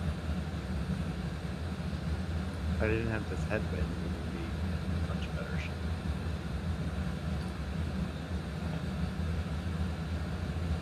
I don't know. You're about a beam me right now, Cody.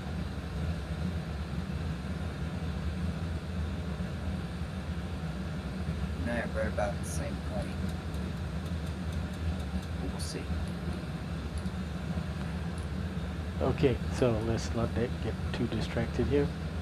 And now for the moving on to the approach at RIDUG, we need to be at 3,000 feet. Yep, mandatory. And on 540.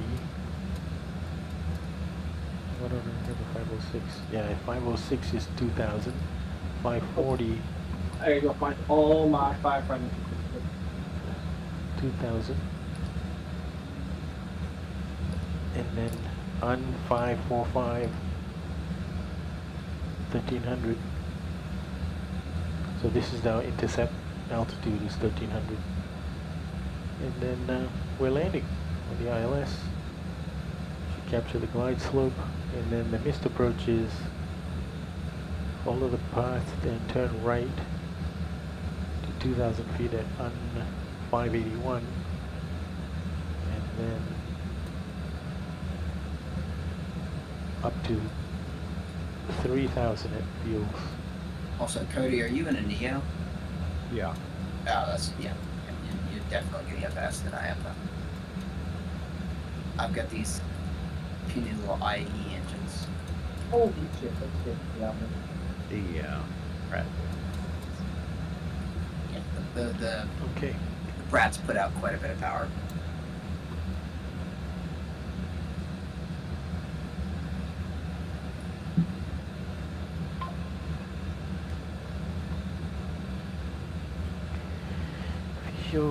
Fisho 17.9. No, I don't know, Cody. We're about to beat each other. I think we could get there around within 10 minutes of each other.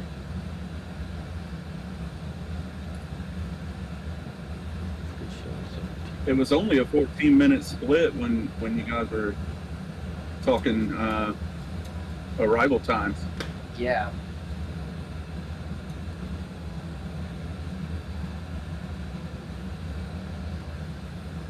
Oh.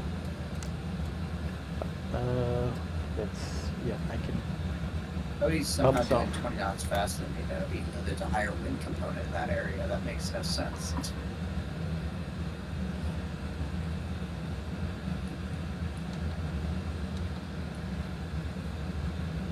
Bigger, better engines, bro. I think, well, what Mach are you? I'm doing 0.77 on the Mach, so. If you're doing You've it, asked me 3 times. It's been the same I haven't heard answer you, though. each time. I haven't 8-1. heard- yeah, okay, that's why. That's why. Is that your econ, or did you set it up? No, that's what it's supposed to be at.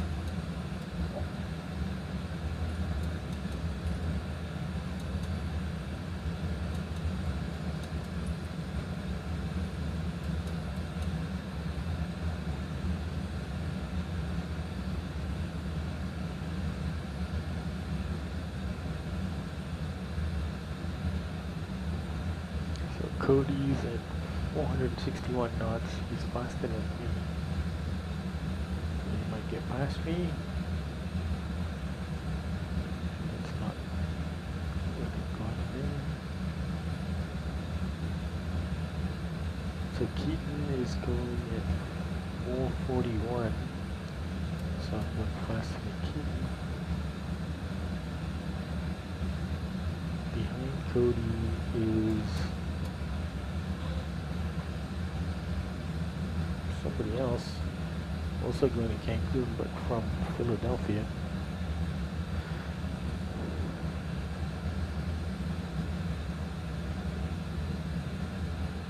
But he's going at 473 knots. That's faster than me, so he might catch up.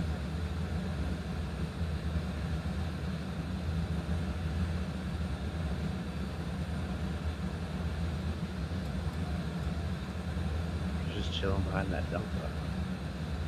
I know, I'm going to try and overtake it here, because he's only getting 0.77. My econ, I just updated it with the new winds and everything, and it bumped me up to 0.8, so.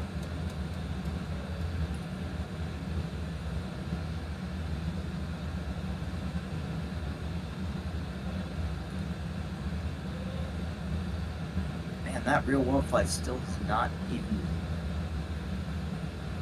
It's just got off the ground like half an hour ago.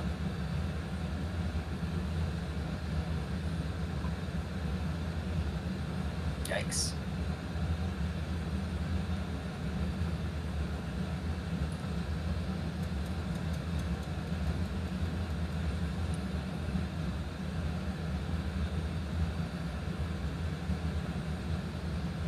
And here's the cross to land. Starts in 2 hours. Oh man.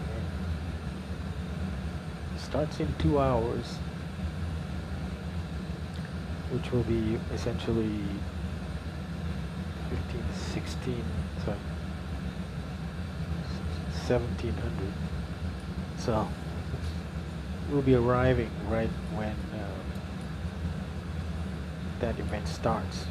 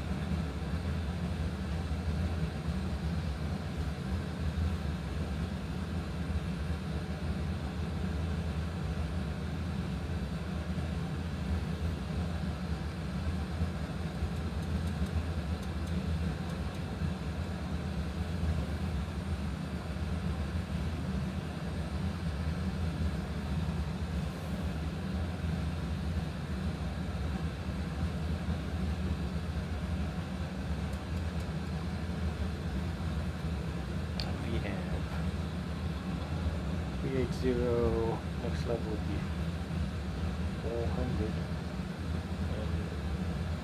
we're not going to get there.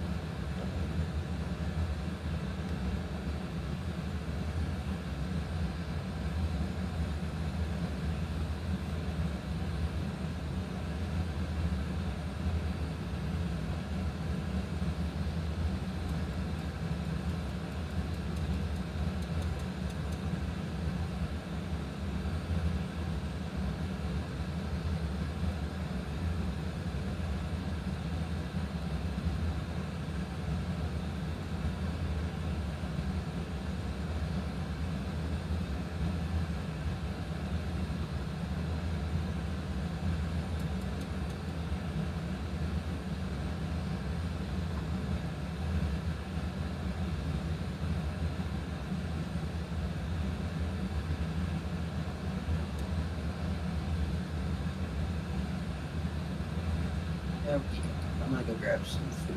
I'll be back in like 5 seconds.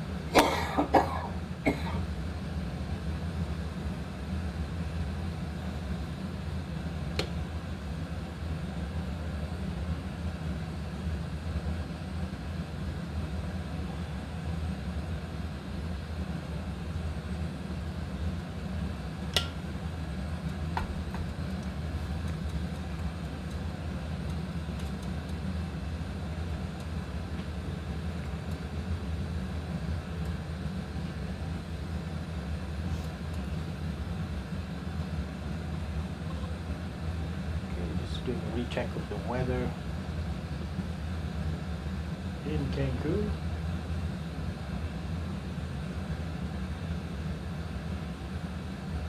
No ATC yet, but the mentor says QNH is 29902.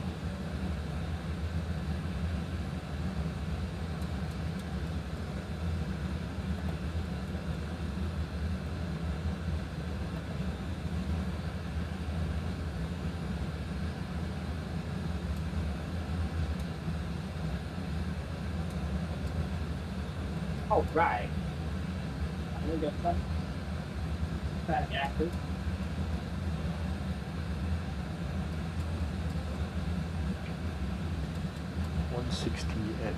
At 14 knots. Well, let's figure out a baseline for the landing. So just doing a fuel check. Team 17.3.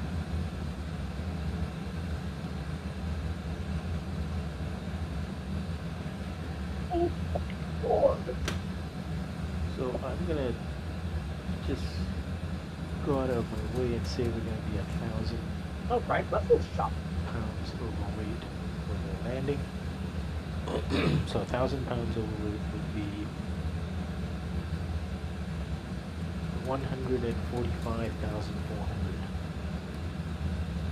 145.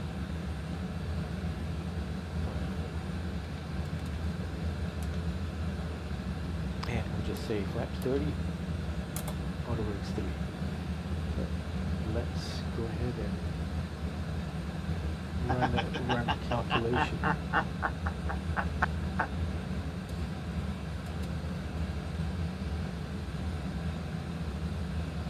Calculation for landing en route. What you laughing Justin sent me a picture of Donald Duck grabbing the alarm clock with his foot, putting it in the drawer, closing it. I said, wake up. Landing weight 145 400.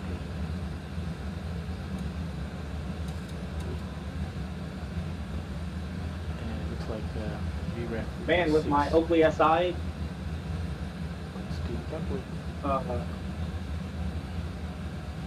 these gas cans are $70. It's cheap. Instead of 141, and that 141 there, 50% off. No, 50% off. So.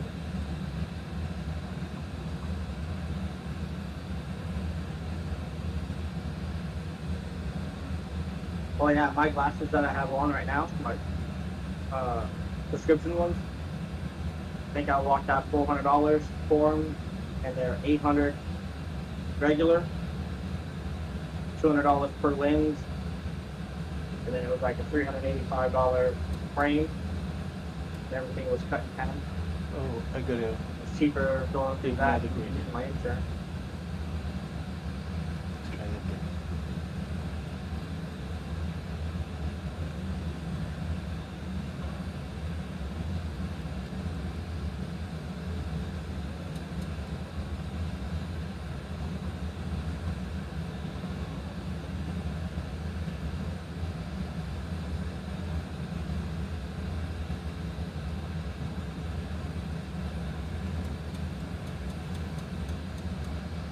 Yeah, using our virtual performance tool to calculate landing. Okay. So let's do the runway graphic. Okay, we got no exits indicated. Let's take a look at the chart. Or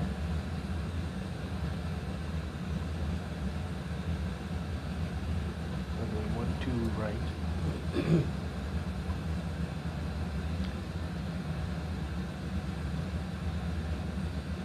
So our best shot is going to be Charlie 3. That is about 70% of the runway. 70%.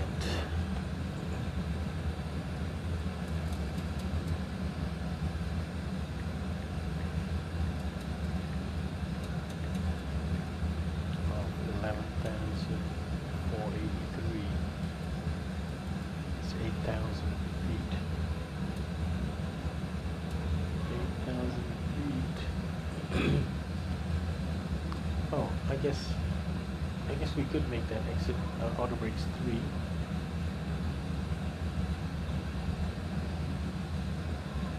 So auto brakes 3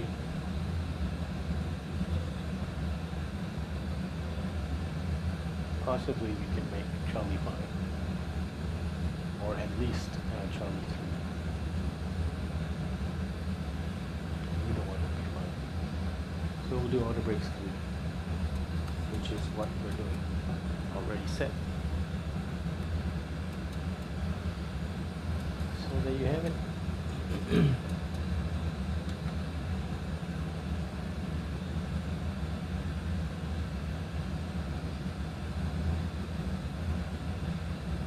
Top of descent still 583 miles away. 1 hour and 15 minutes to our top of descent.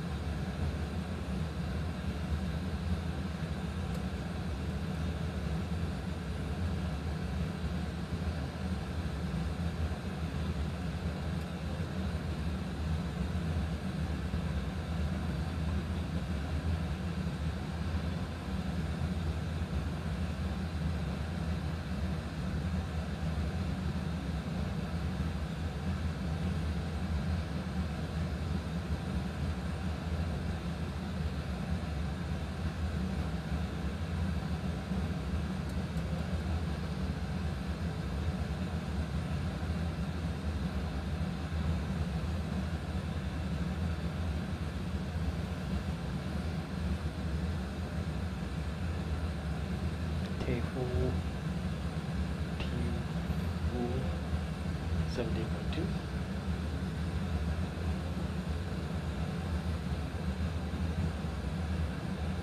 Remember, our landing calculations are all based on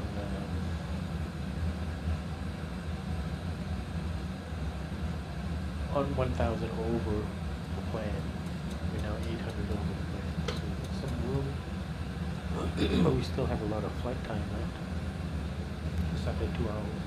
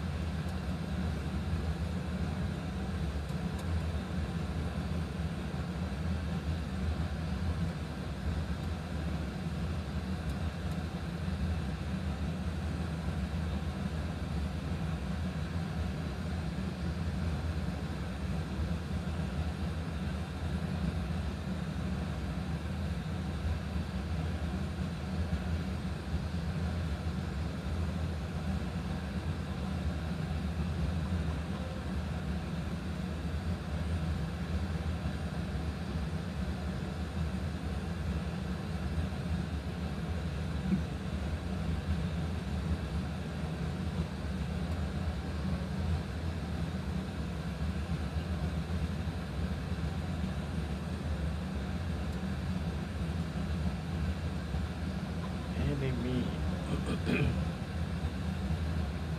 16.6.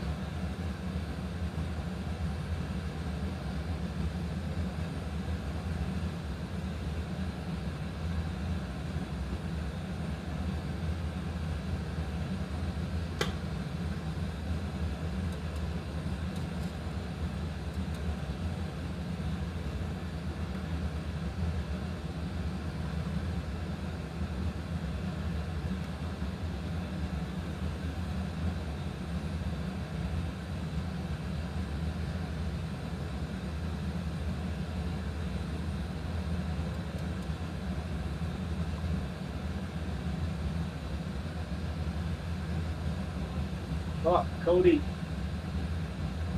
What? After I finally decided on a pair of glasses. Sold out. On back order. Usually happens.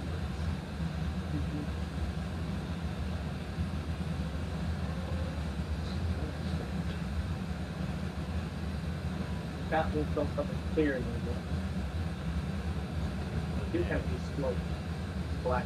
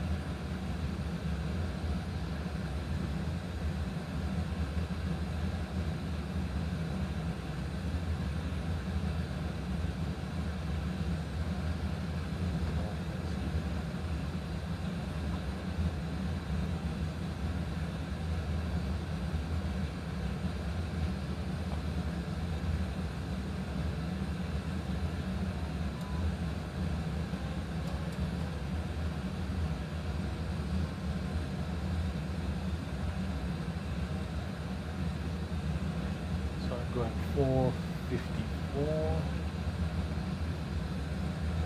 Cody is doing 460.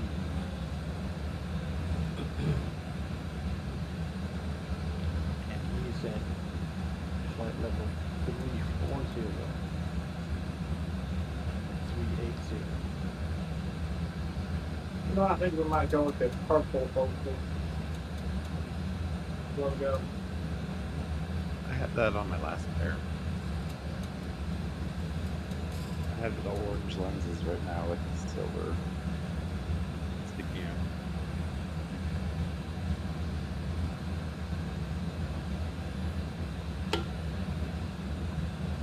So tigers.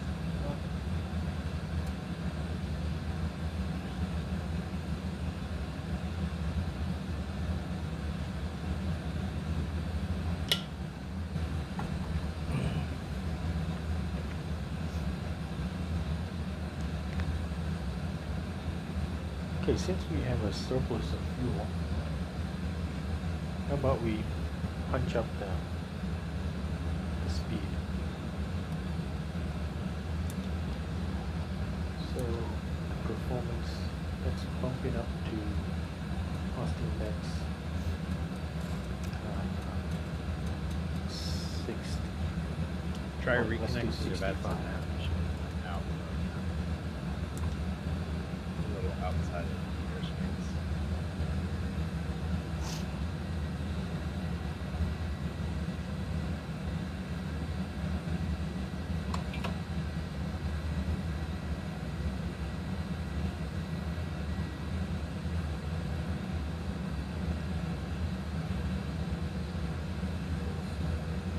Decimal 7.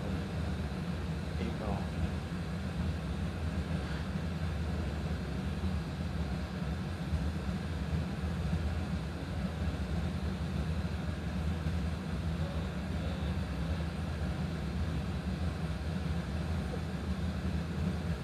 I'm not in love with those. 160. I like it. I'm love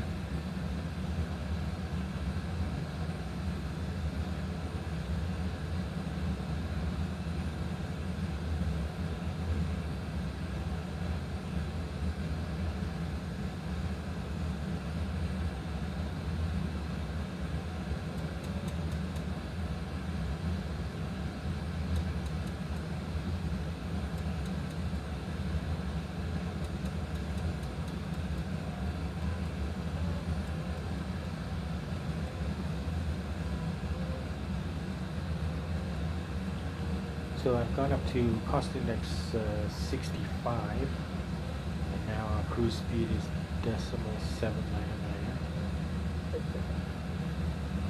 I can't tell what all the options are. Say what? Like, standard issue vessel USA flag collection. Okay, that gives me just a black frame with prism black lens, and then it has the United States flag on the yellow. So when I want to start customizing these glasses, I lose the option to have the flag as the yellow. I just have to buy those separately.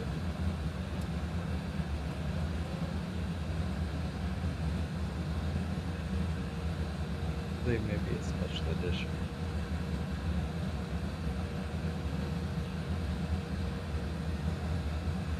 Oh, look at these.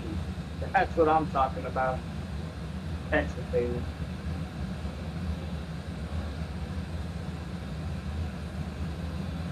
That's definitely going in the cart.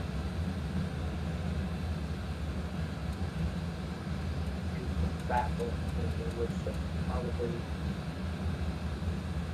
I'll add the bag. This is big.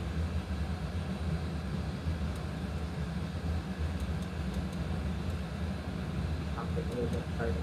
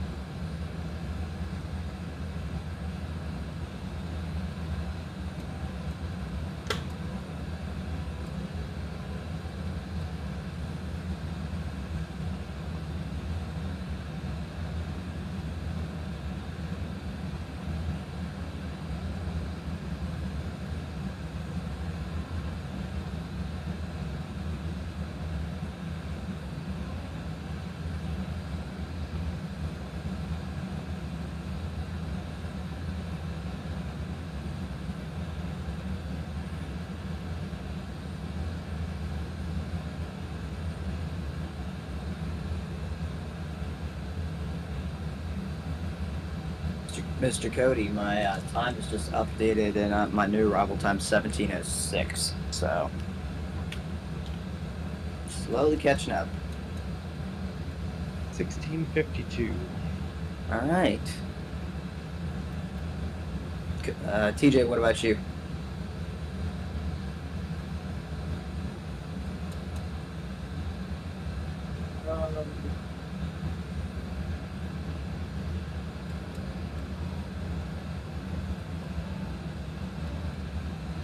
1725, sir. 1725? He's still a good ways. He's just now passing Charlotte. Oh look, I finally caught up to that Delta. He's 4 miles ahead of me in 2005. I can see him out my window. That's gotta go. That Delta is in our view. He's not one of us, right? He is just not on our flight. Yeah, no, he's coming from Boston. Right. He's in the UK though. Oh, he is? He is indeed. Really? I didn't realize that. Jason W? Yep. Which number is he?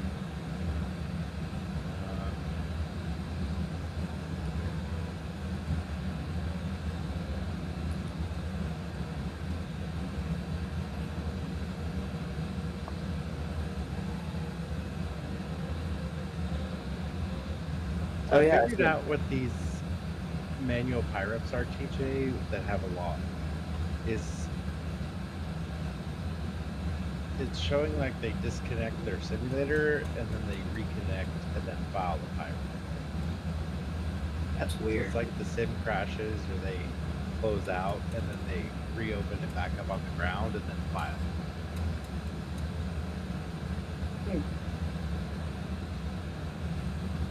Strange. Because like this one says reconnected 144.0621 miles from your last recorded position. And then it shows engines 1, 2, 4 off. Interesting.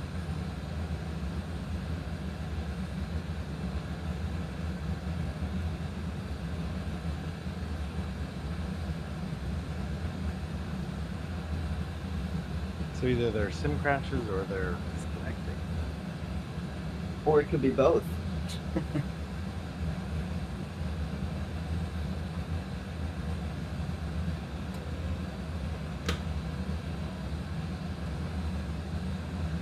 And that's why they're showing the 0 thing. They're just respawning into the ground and filing the pirate.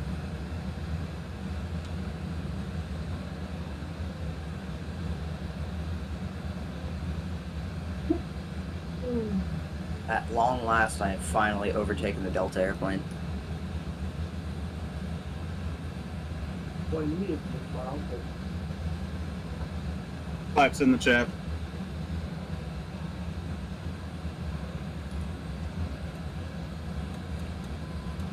Okay, there's the fast load. Who's in the chat? What happened? I was just applauding. Oh, okay.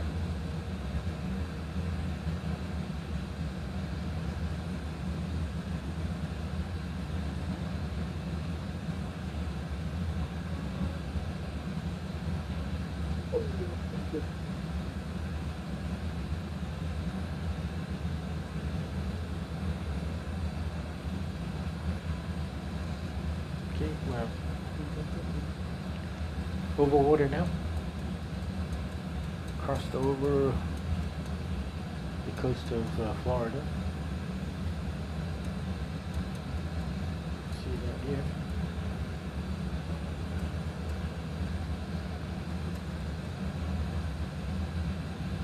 Definitely not the Caribbean. In the, hopefully SI.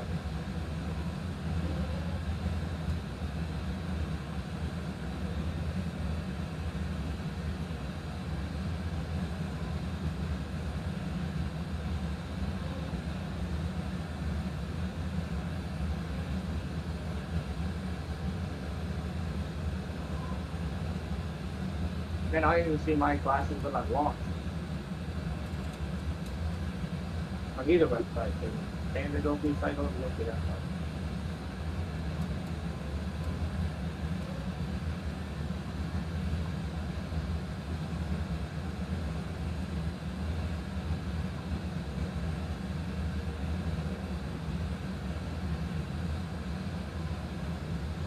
Not sure where this Delta guy's going. He's off track.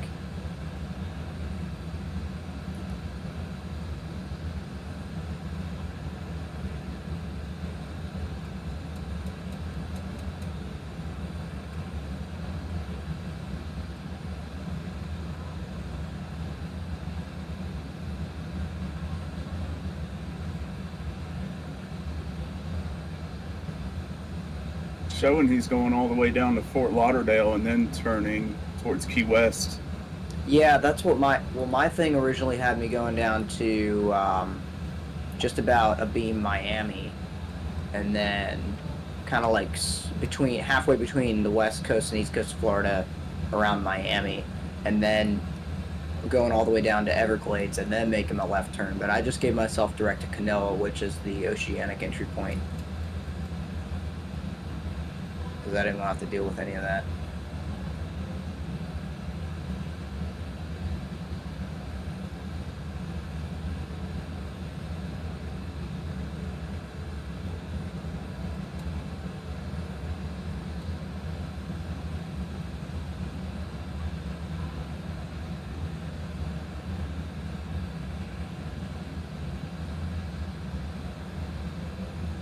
See, I think he's going all the way down the, yeah, he's following the coast all the way down. He's doing a different route.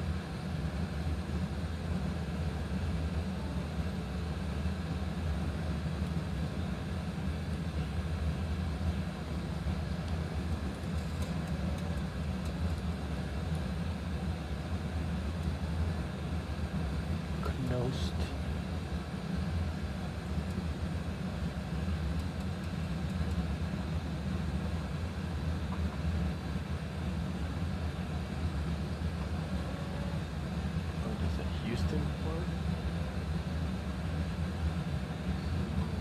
I could go close to Cali.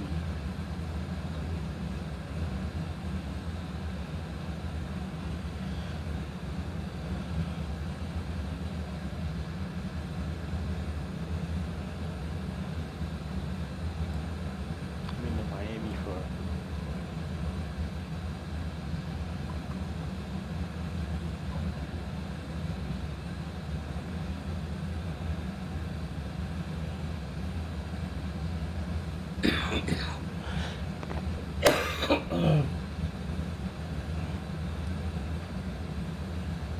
okay, that's what I'm going to do. I'm going to go, once we get to Knost, I'm going direct to Cali. It'll save me some time. And then when I get to Boy, I can go direct to Sharp.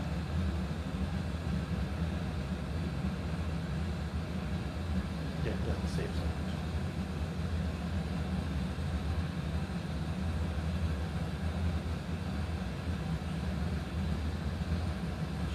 Miami for to come.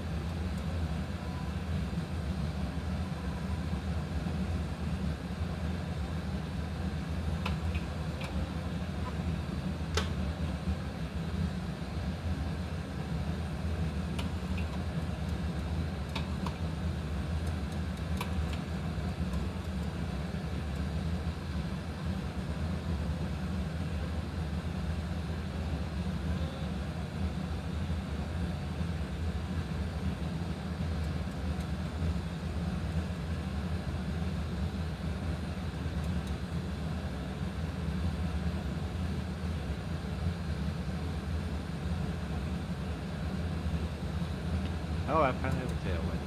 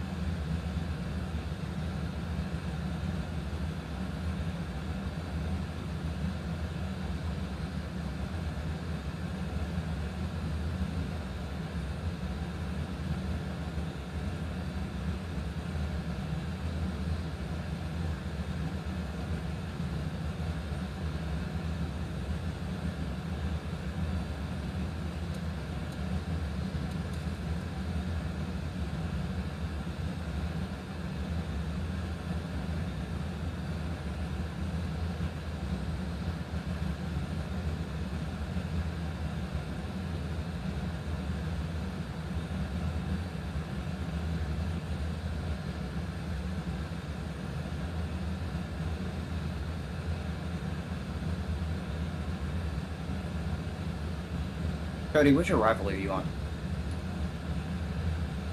Or plan? NOSA 1 Bravo. NOSA 1 Bravo? Yeah. Oh, okay. It's the same one I've flown. Interesting. Okay. I guess eventually the paths cross enough.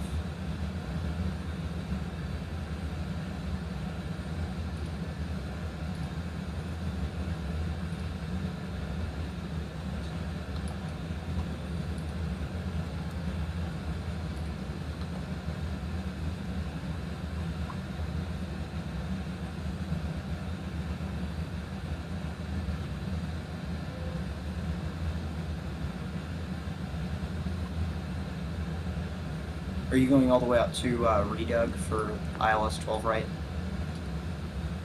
Or 12 left, rather?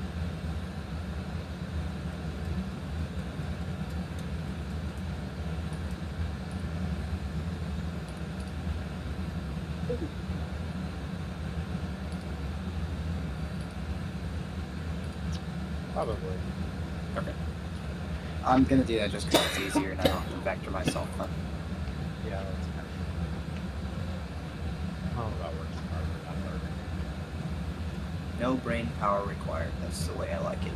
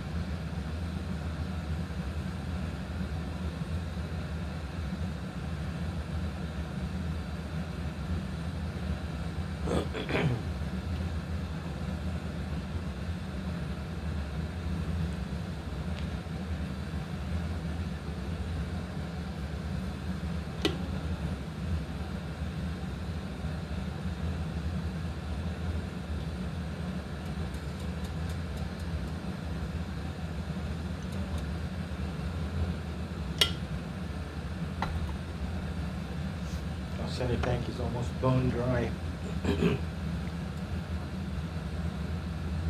With five pounds of fuel in it. Fuel pumps are off. It should be coming into Cigar.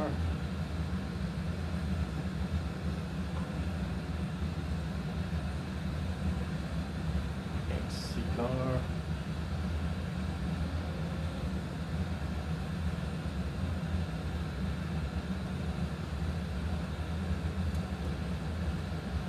Possibly we can have over 1,000 pounds extra fuel. But let's see. I thought by cranking up the cost index, it would even up the fact that we went up to flight level 380. Oh, we should have gone up by now to 380 anyway, by the plan.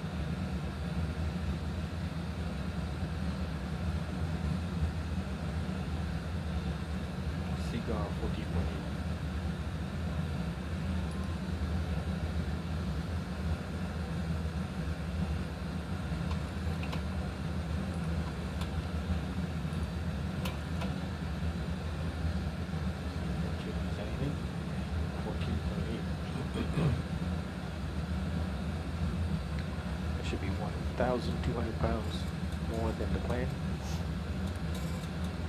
and therefore it should be 145.6.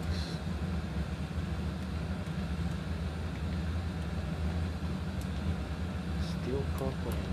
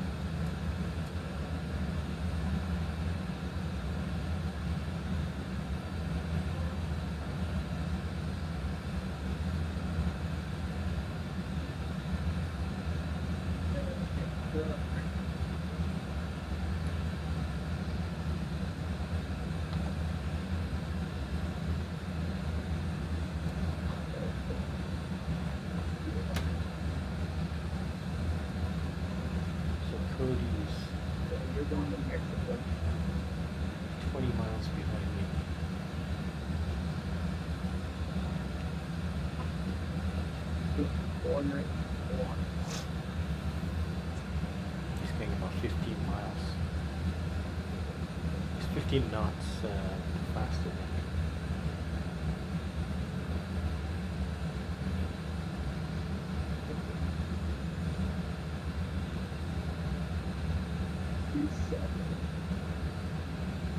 Where's the state of that?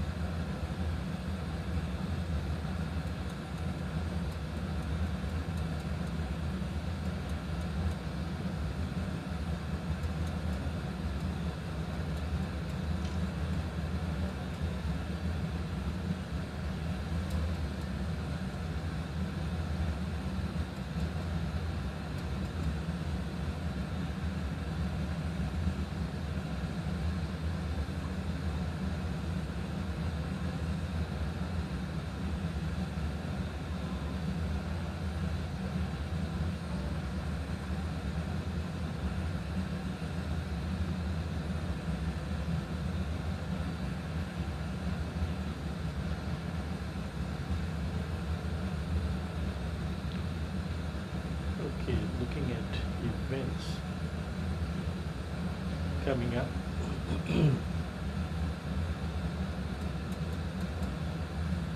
Oh, Baku.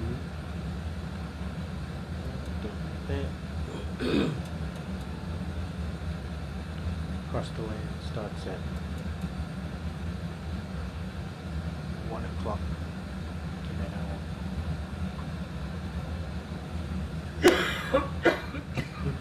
I guess you could fly back from Cancun to JFK. That's crazy. Let's have a look. departing airport, Cancun. And you could go to Vancouver, New York City, JFK,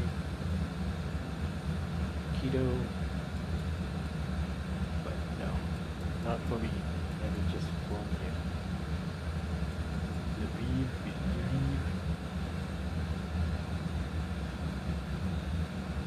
Too soon. What happens tomorrow?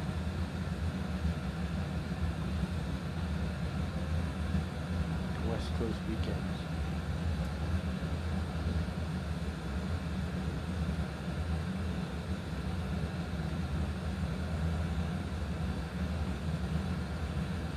I guess I could do something to Vancouver.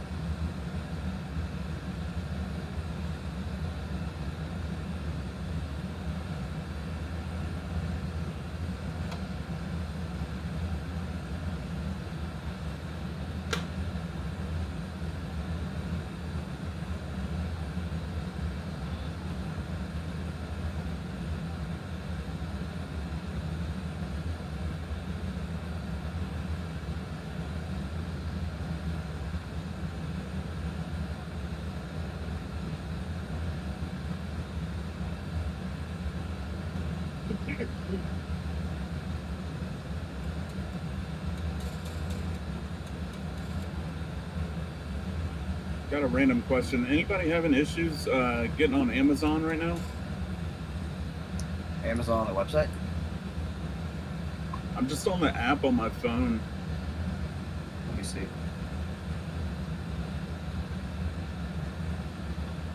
Working fine for me.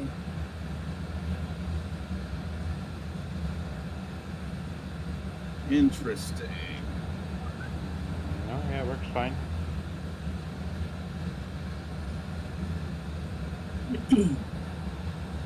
Oh yeah, my bank account said turn around, go back to where you came.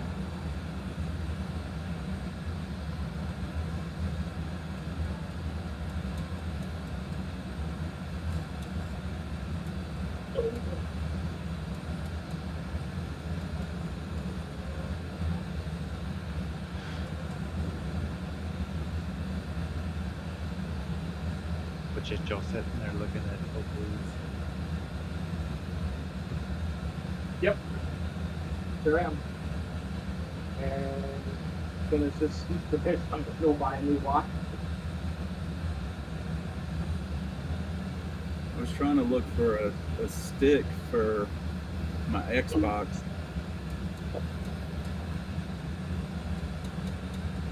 Just for lazy flying.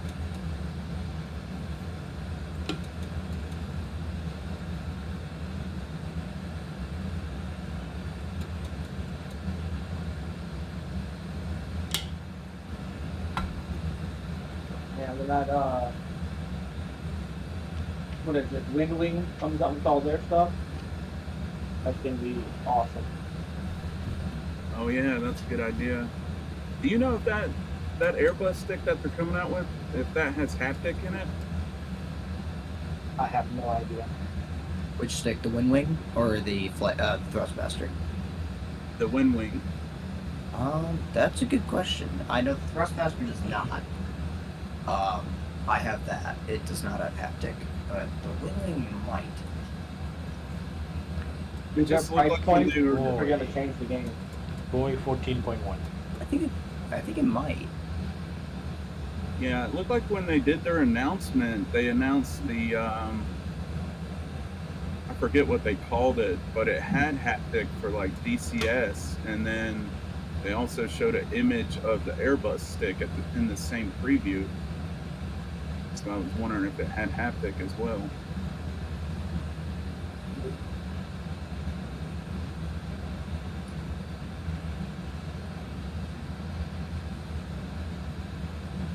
While incorporating high-end vibration functionality.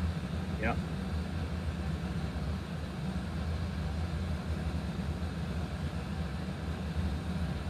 I think you might need to get a base that has haptic installed. I don't think it's because the stick is sold as just a stick. You don't get a base with the stick, as far as I know.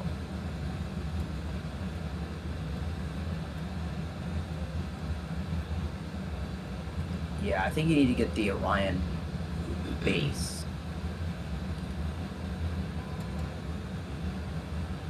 But if you get the combo, that includes the base. I think the base has... that could have the haptic. Yeah, I'm looking at the Earth Minor airline joystick, and it looks like it's got the base and the stick. It's available for pre-ordering July 25th, ETA.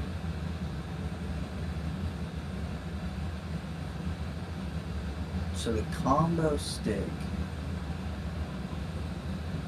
the Orion 2 Airbus combo, looking at that one right now. Let's see.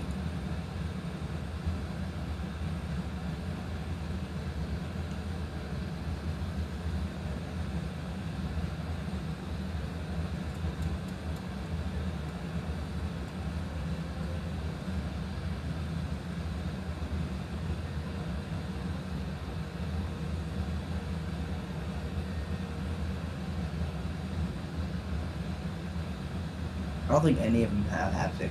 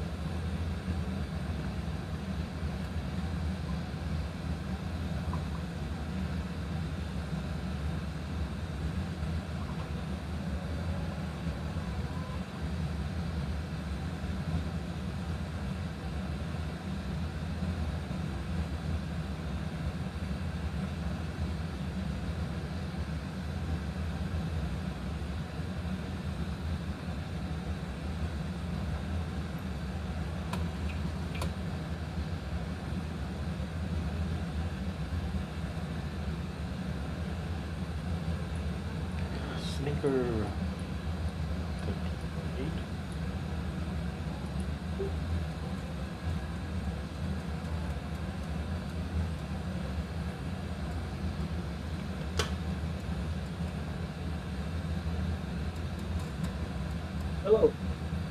And Bill, welcome. Hey TJ, how you doing, man? Good, how are you, sir? Pretty good, man. Just checking you guys out over here, seeing what y'all are up to. Yeah, we're doing our group event from JFK to Cancun. Oh, nice. How many aircraft is it? Just one or is it multiple? About 5 of us, I think, right now. 5 of you guys? Yep. There's 6. 6? Okay. Well, actually, never mind. That's technically not. So yeah.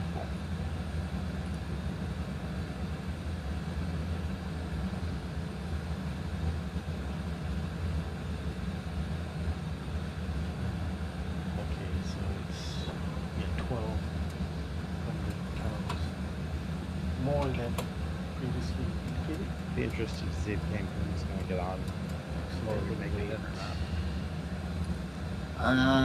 Well, I don't know. They're not scheduled to be on until 1 o'clock, so I think we might just miss them. 140. Doesn't it start at 1700? 6. Yeah, but they'll probably start staffing at 1700. So we might get like a little bit, but probably like tower only. I'm not sure who will be on. I don't think we'll get to talk to center. I think we'll be out of their airspace by the time they come on. Or at least we'll be low enough to the point where they'll just have this contact approach. Paul, are you going for the left or the right side? I'm going for the right side. I'm asking Paul next. Or correction, I'm going for the left side. Again, asking Paul, not Keith. Paul is going for the right side.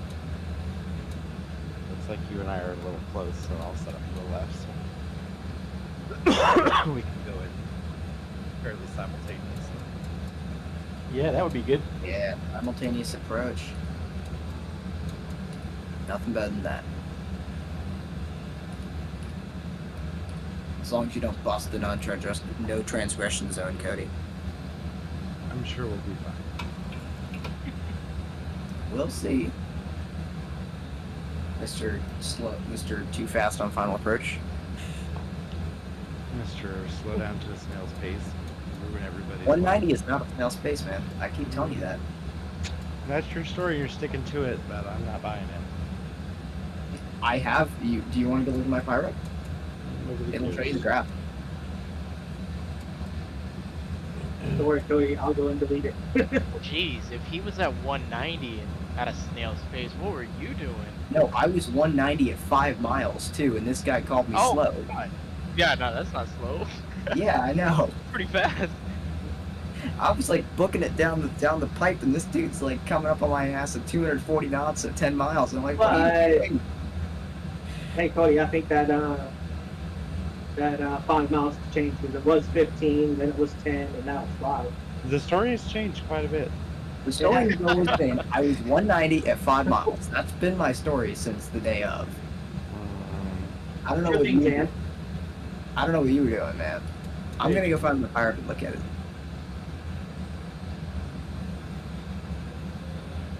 All we know was when he said clear to land, it was 1 eternity later before he landed. He also gave me clear to land at 25 miles out. Okay, that's different. Because it was center, and there was no tower there. Sure, Jan. Alright. I'm looking at my pirate right now, because I want to see. Logo 190, 25 miles. Look at this. Alright, let's see.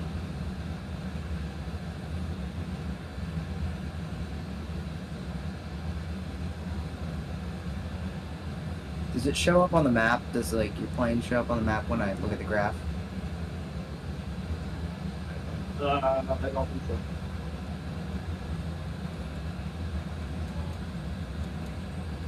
Alright.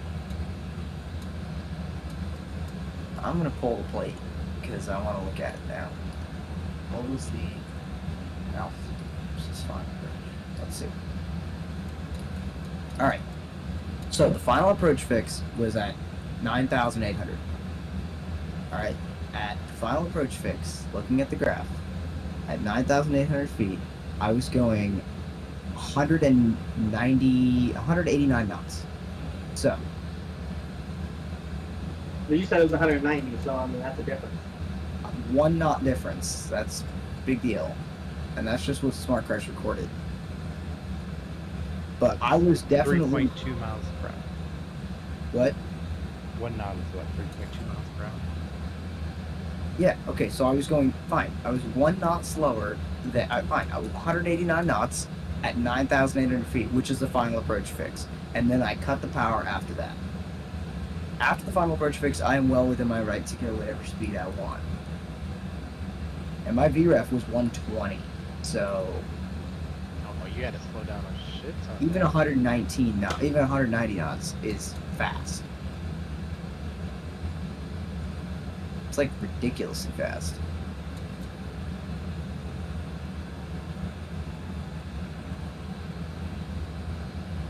Okay, but what were you doing at 15 miles out? What were I doing at 15 miles out? I was doing 190 knots? 280. Okay. At 14,000 feet, I was doing 280. And 14,000 feet by the chart is over Kremling. Over Kremling, I was doing 280. What airport were you going into? Eagle, Colorado. Yeah.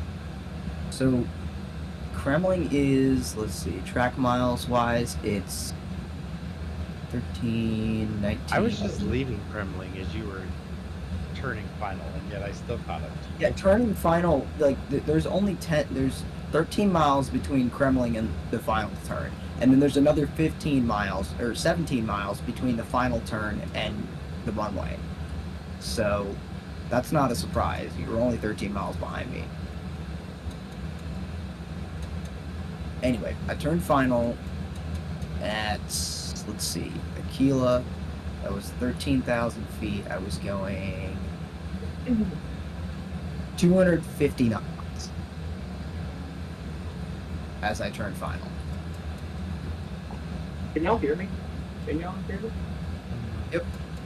We can hear you. I guess the mute button on my mic was not. So, Cody, in other words, the graph has proven you wrong, and I'm in the right. No. No, Smart Crash Yes. is wrong how I want to be. I don't think, because Valenta's saying the same thing. I'm looking at my Valenta thing and Smart Cars. They both show the same thing.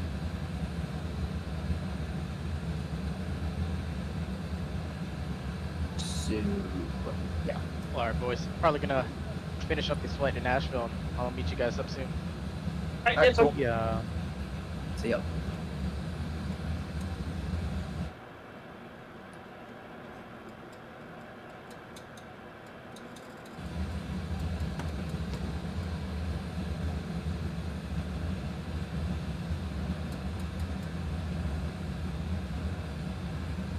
Yeah, he told me to slow to my final approach speed.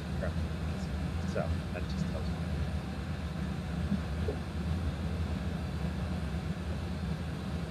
Good morning. Oh, good afternoon. How nice of you to join us.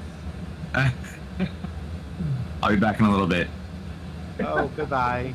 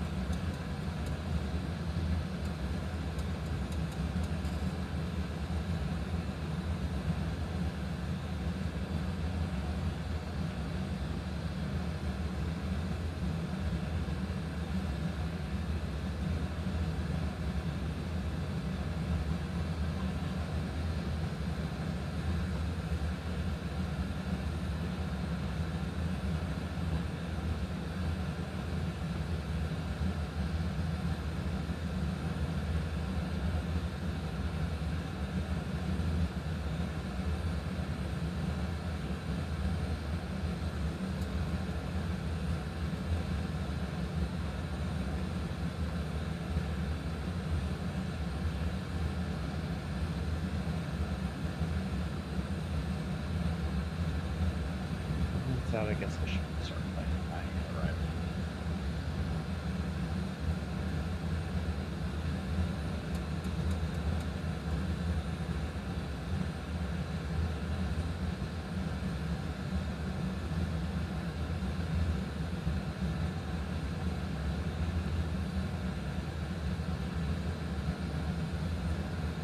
Yeah, look, there's book.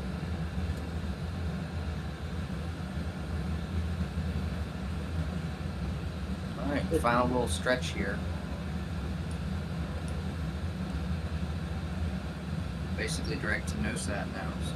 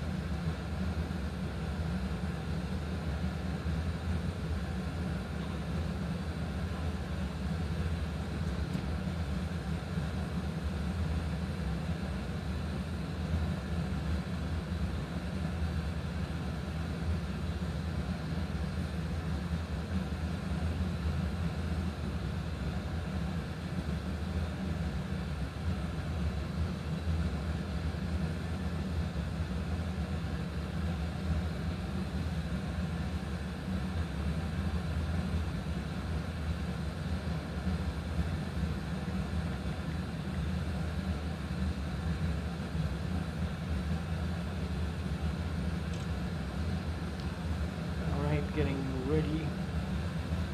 Top of descent is 54 miles away.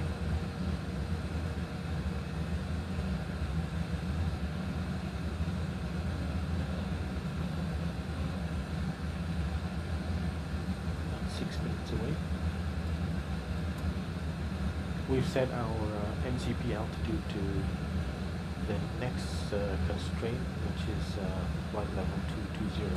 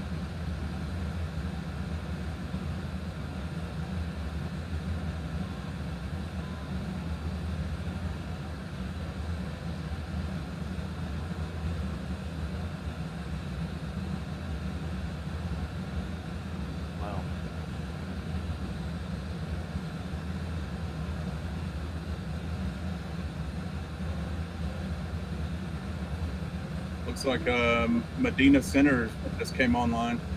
They did? Fantastic. Yeah, check that out. They did.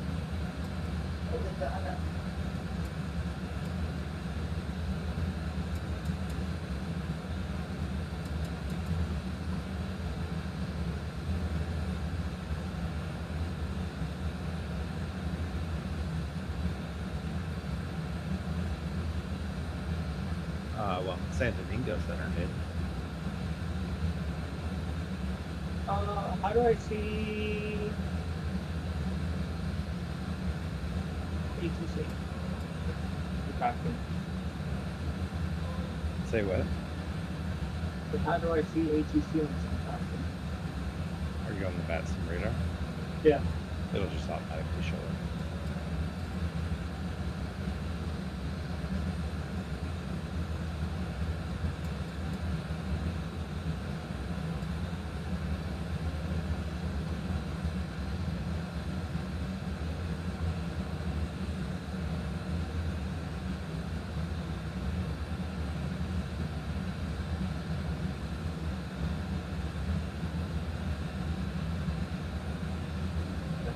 Nothing's come up yet for me. There isn't anything on the next one. Okay.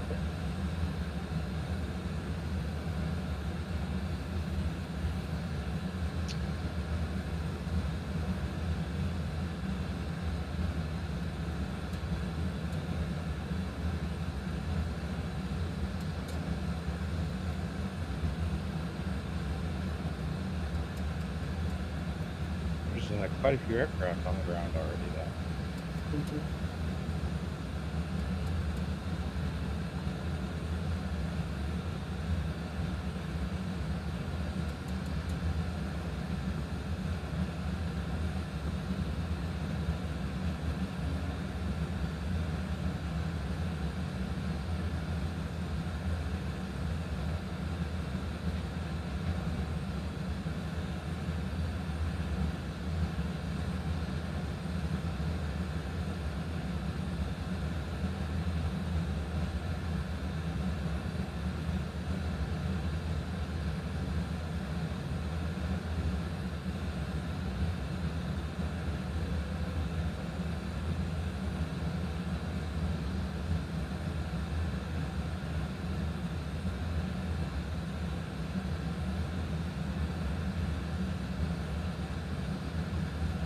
Ultra 38.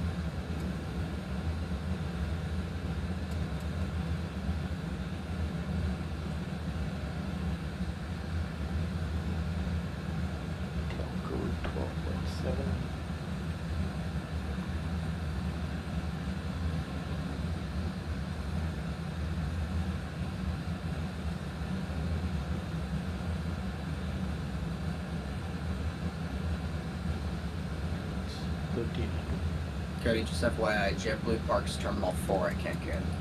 Yeah, I was just.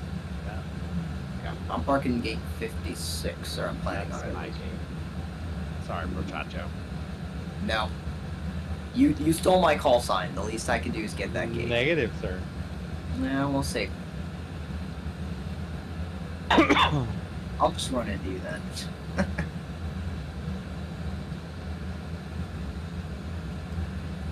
Alright, fine. I'll take 55 then.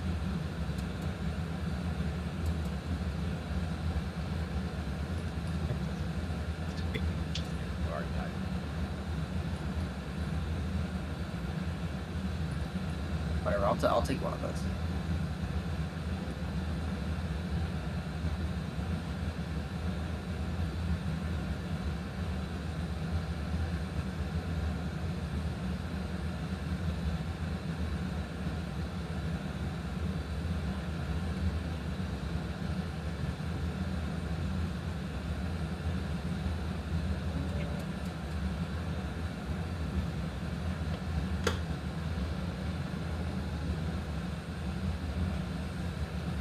Anybody got 53? What's up? You do. Yay. Unicom traffic United 858 descending now from flight level 380 for flight level 220 inbound waypoint Monroe 2.3 miles. Unicom traffic.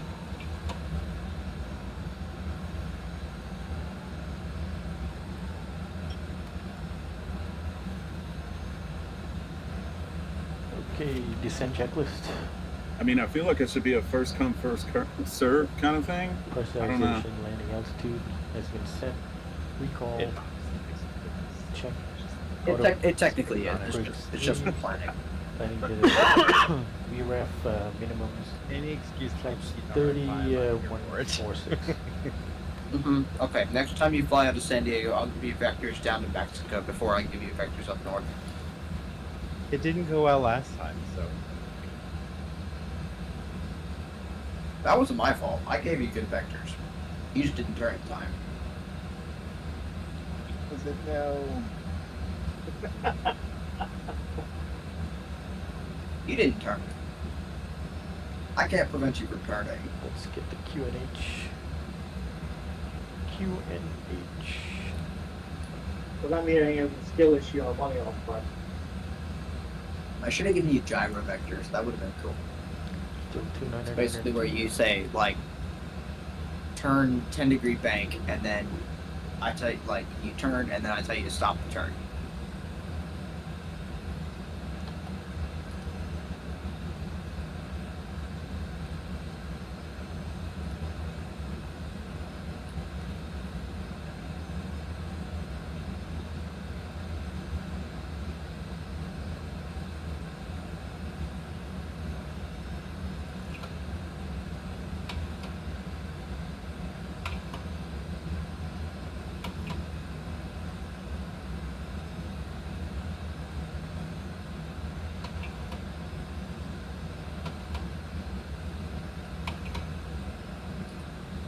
TJ, where are you at? Oh, I see you up there. Yeah, never mind.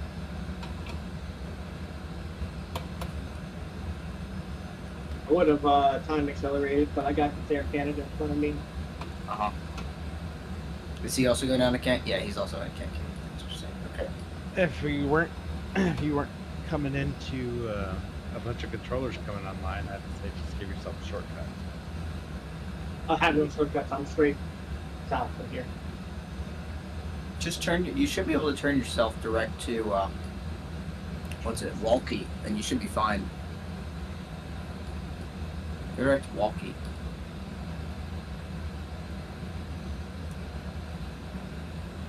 If that's on your flight plan, I think it is. Could be. If you're using the same plan Cody is, it's on there.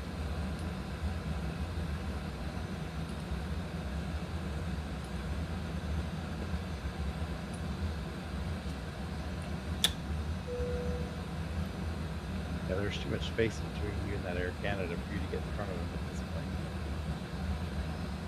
Yeah. Cody, are you direct Walkie right now? Is that your next point? Yeah. That's also called up. I'm about 63 from Walkie, so I am 9. that makes sense. So we should have plenty of space. Yeah. And then the delta behind me is like a good 40 miles back, so we all good.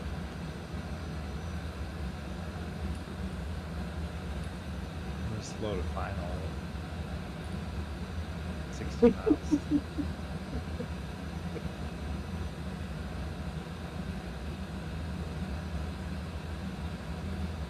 Okay, Nacho, we can do the minimum.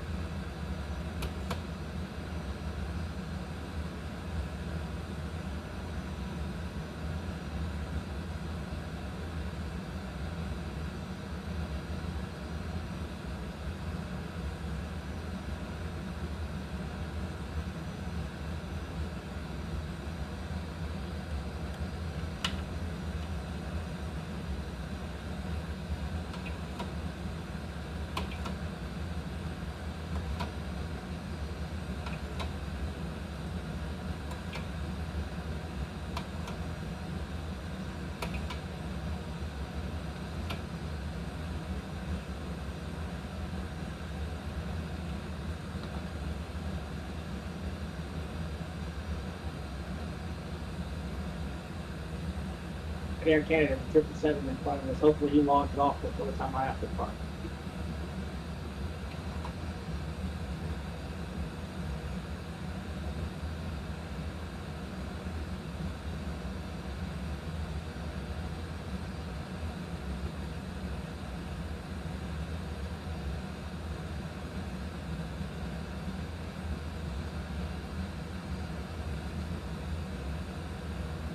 Are you guys on Medina Center right now?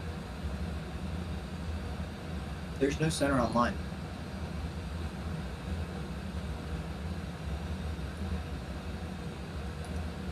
Maybe my VATSIM is acting up. Okay. There's only one. The center the only center in range of me at least is out in the DR. Yeah, it's Santo Domingo. Yeah, Santo Domingo's online, but other than that, there's nothing else on. As far as I can see, at least. And then Monterey Center's online. That's not anywhere near us either.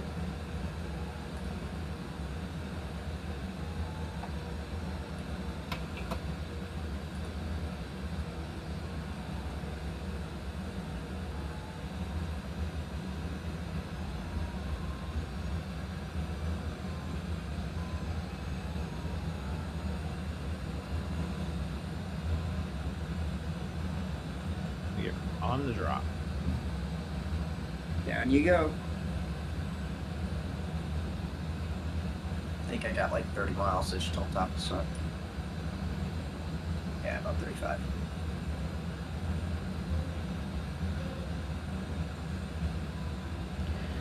So what was the burn at? NOSAT. NOSAT was 12.5. Slow it down. Wow. Okay, we're 1500 now. Okay, 1500. So it's like now. You. 1500 would be 145.9. 145.9. Still no change.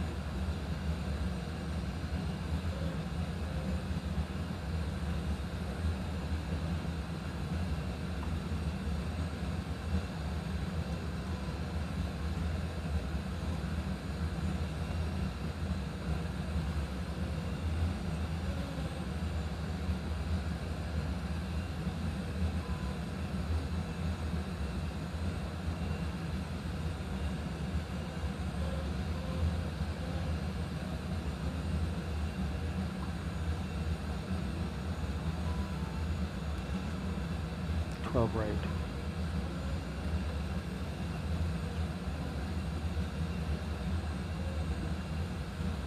Cancun traffic, United 858 is on the NOSAT 1 Bravo arrival.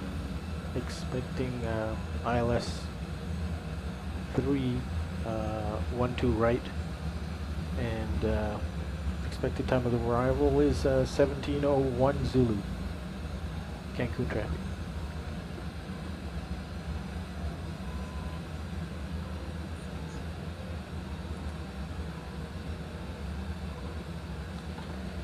Okay, standard. Speed brake armed.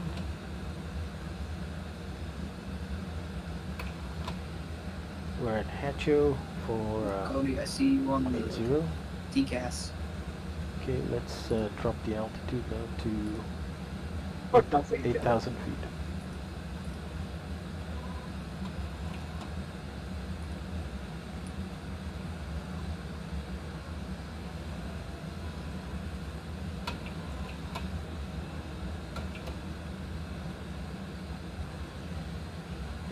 Feet.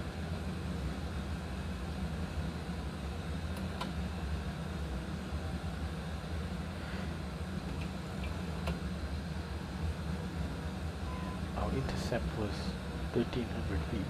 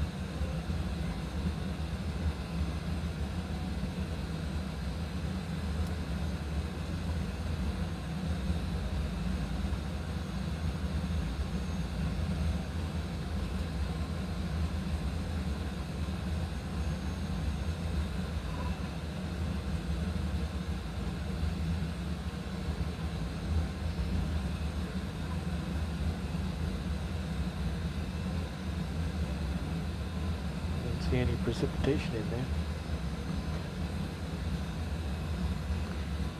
there. Atmos.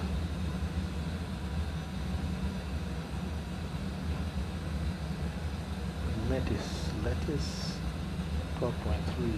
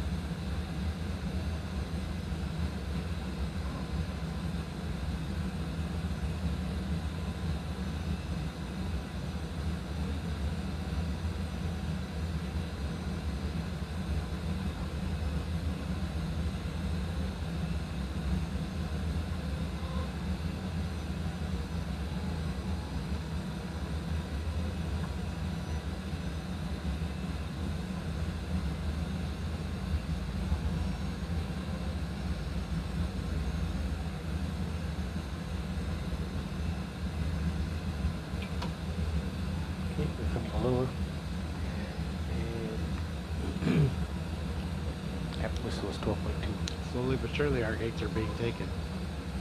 Really?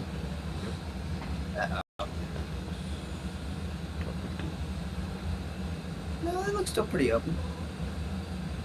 59 and 54 is taken, but 59's open, or 59, 57, 56, 55 are open. Store any electronic devices until they are safely parked at the gate. The use of such devices could interfere with the electronic landing equipment on board the aircraft. 220. I'm sure they'll fill up more, but you know, Please ensure your whatever. seatbelts are securely fastened, your seat backs are in the upright position, and your tray tables are stowed. 6,000. Any hand luggage should be underneath the seat in front of you or placed in the overhead locker. I find it very funny how the international terminals are on the opposite sides of the airport. So if you fly United, you're on the complete opposite side of the airport as JetBlue.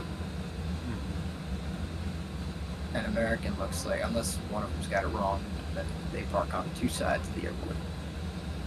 Imagine having to do that to change planes. That would suck.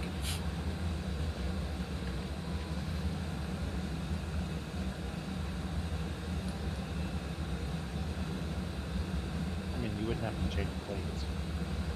Well, yeah, but you Arriving from the U.S. on the U.S. carrier. Yeah, you'd be going on to another, what's it? Domestic flight, but yeah. Or international flight. Or probably not a U.S. carrier.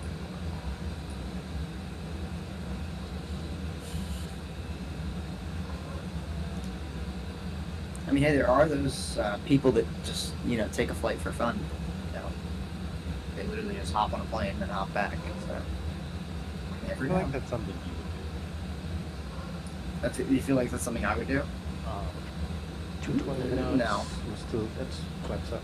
Normal. I mean, I like flying and all. Like, I like staying in cool places too. So, especially if there's Cancun. I wouldn't do that in Cancun. I'd stick around for like a week.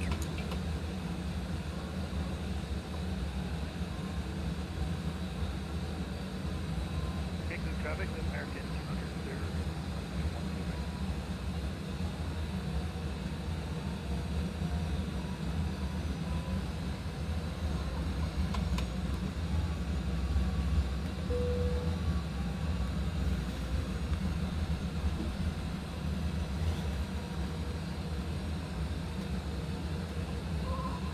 Cancun traffic, American 300 heavy, taxi, we're running away. 12 right. Let's just set it to 1300.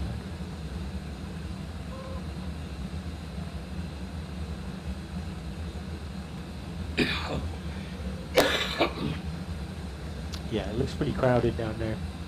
I'm just gonna pick first available.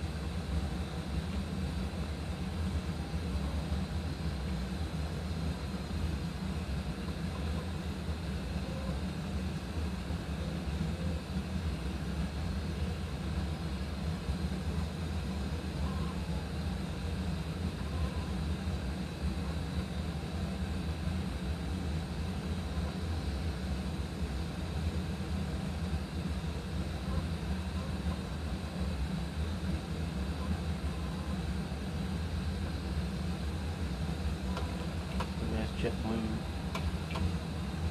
Austin.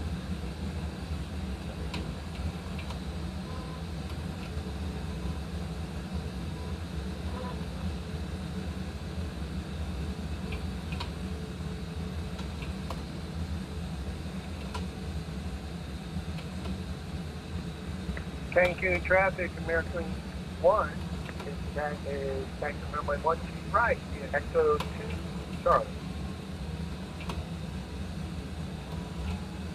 Cancun traffic, JetBlue 1051 short, final runway 12 right. Cancun traffic. Cancun traffic, American 2 on every taxiing, 12 right via Echo 3, Charlotte. By the way, just so you're all aware, the Cancun tower control just came online. Oh, okay. So easy.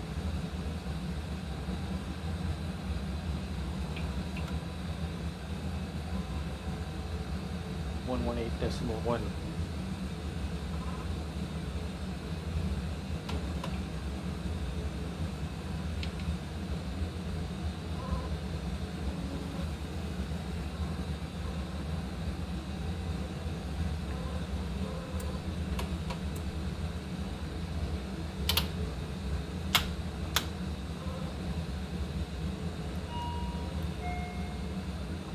Power just came on. Cool. That means we'll get an ATIS. Hopefully. Something that's less than an hour old.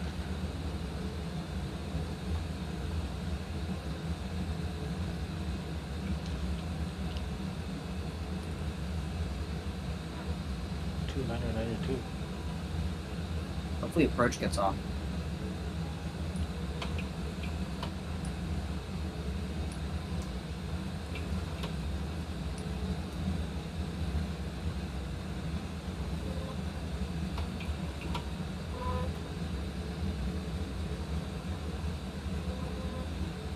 So, and run, you want to be 200.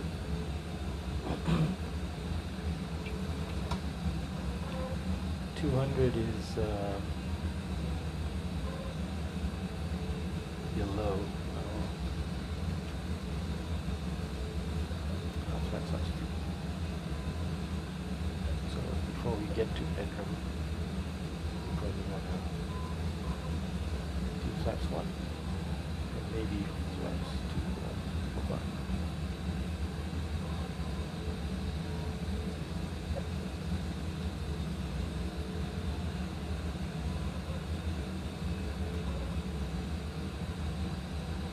Oh, ground's on now too.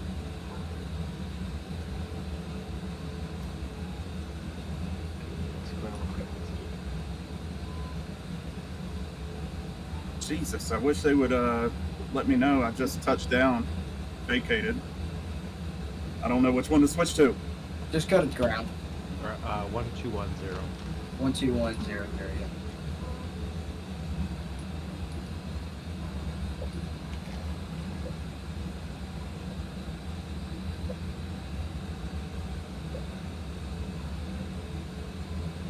Looks like me being behind might actually benefit me.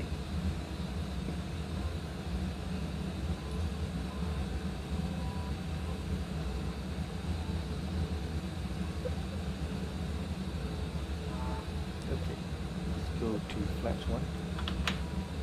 Captain Cook, 30 feet, allowing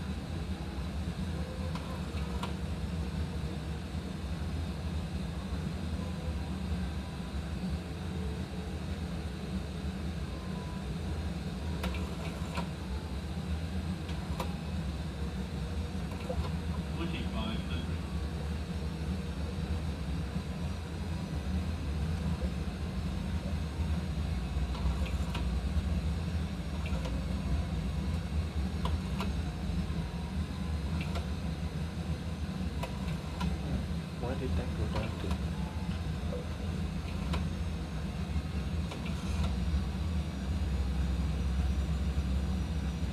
Alright, let's go to flaps 5.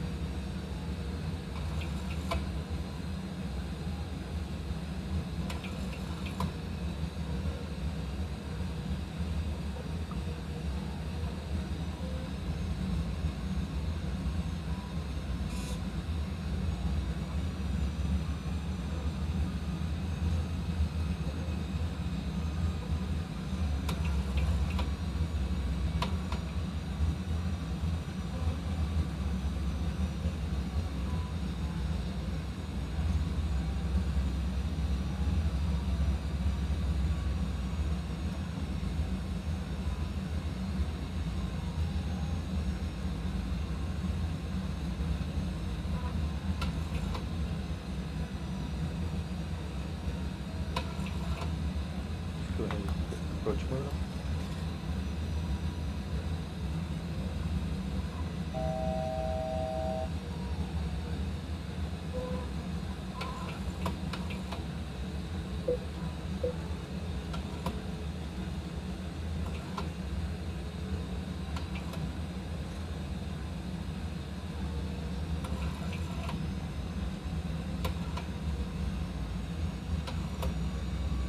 I just had a CTD.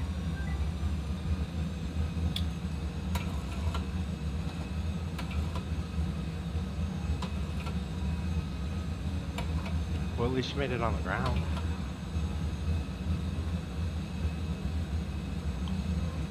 Yeah, that's true. At least you made it. Yeah, Smart Cars recorded 63 feet per minute landing. Nice. Nice. I feel like Smart. Okay. Focus here. Cancun Tower, good day. United 858 is on the localized runway 12 right.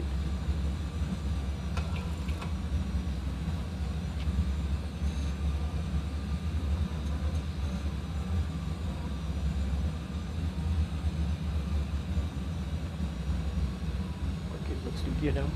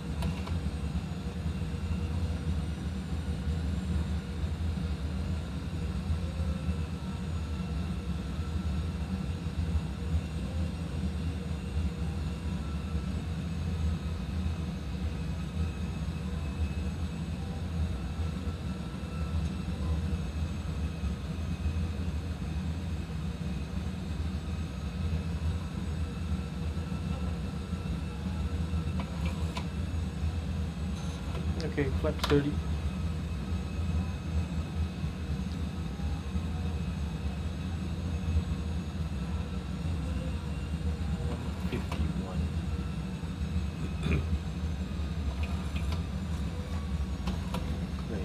Landing checklist. Engine start switches to continuous. Speed brakes armed. Landing gear is down. And flaps are set at 30 and green. Landing checklist completed.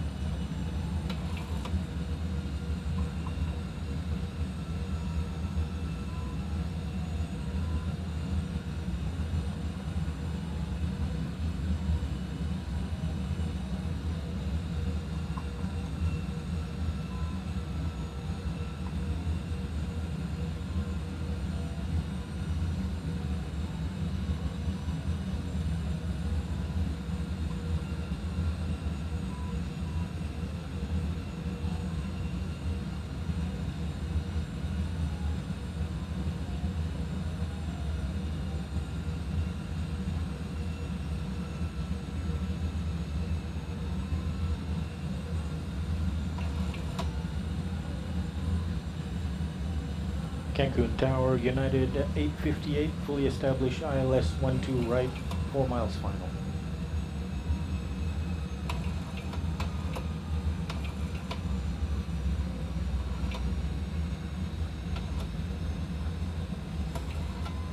Okay, I don't know why.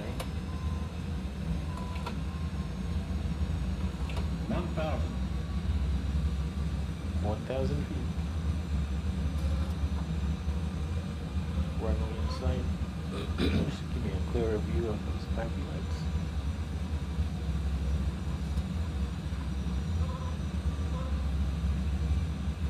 Alright, that's good. Autopilot disengaged. Approaching. 1, 2, right.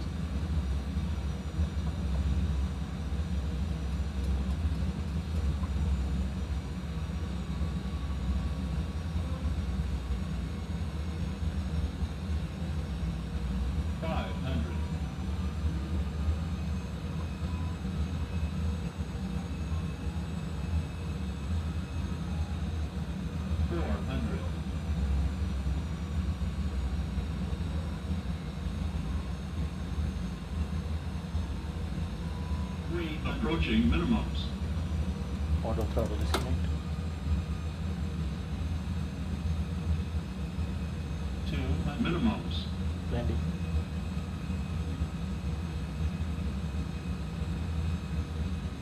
$100.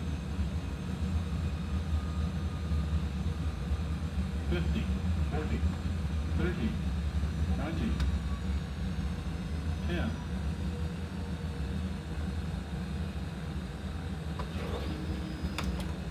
Okay, reverses.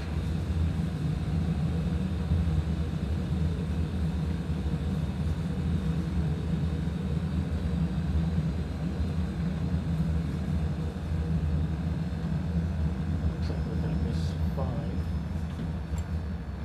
Approaching. 3, 0, left.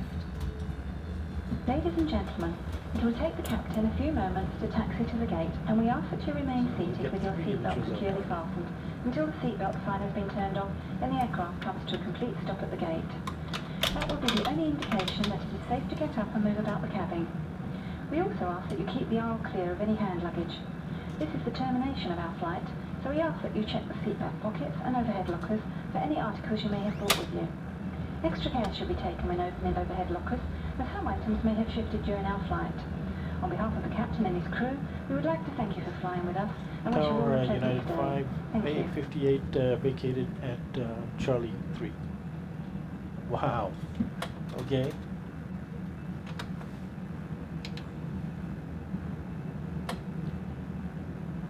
Ground United 858 on Charlie 3.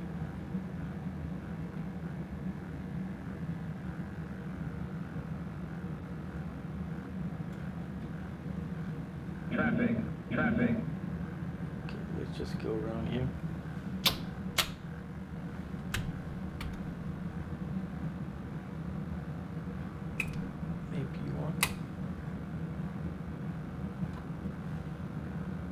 Wow, these gates are loaded up.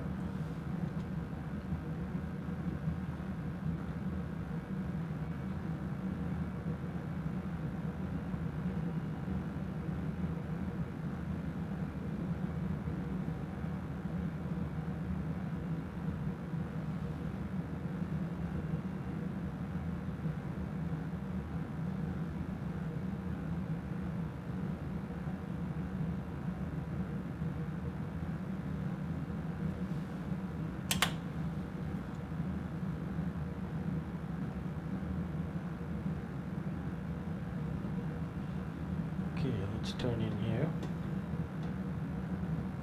Park on this side.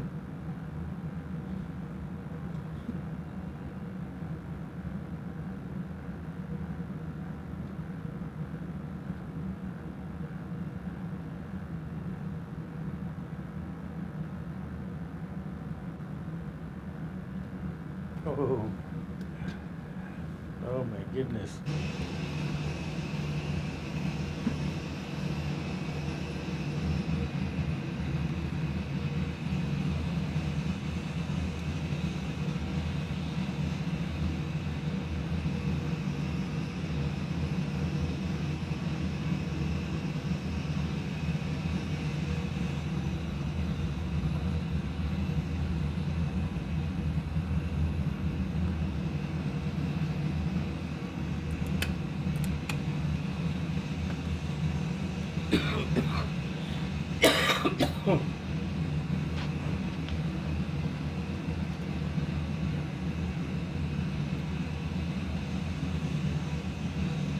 Traffic. Traffic. Any ground frequency?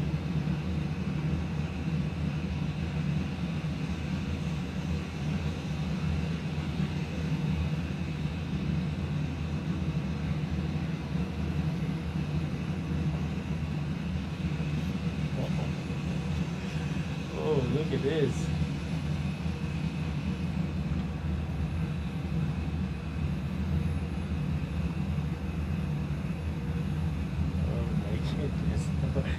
What a confluence.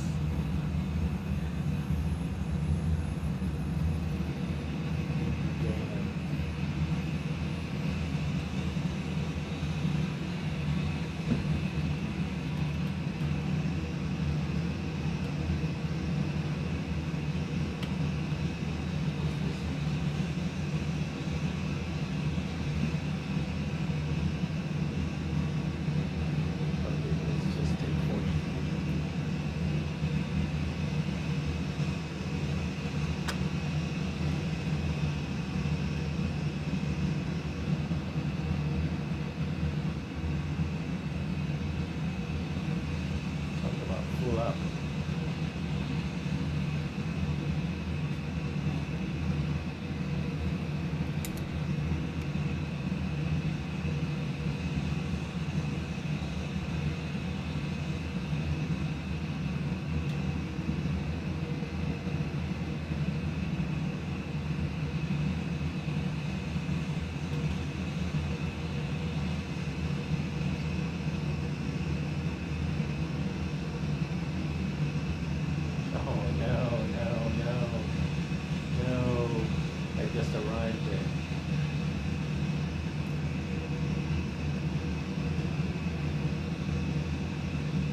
Oh well. Okay, let's stop right there. And we've got our APU on, so powering down at 1704.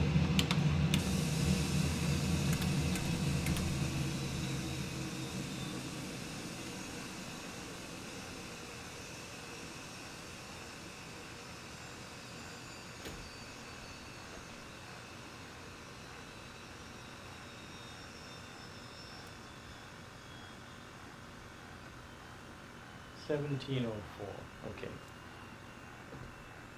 And let's see if we can get a beverage.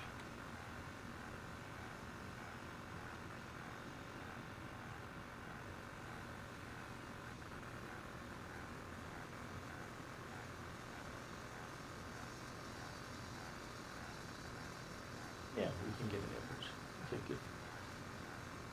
So let's get some set times. We'll let folks out of their seats. Taxi light off.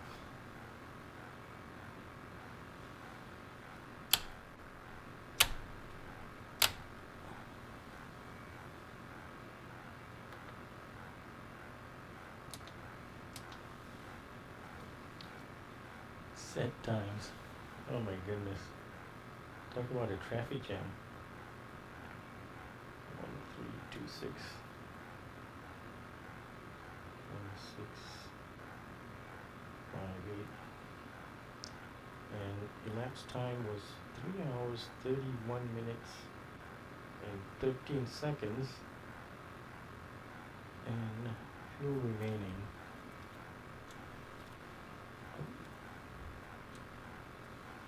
Ground power on. We got juice out of the ground power, so we can turn the APU bleed off, APU off, fuel pump off. Fuel remaining is 11,011. LBs. And we can now deboard.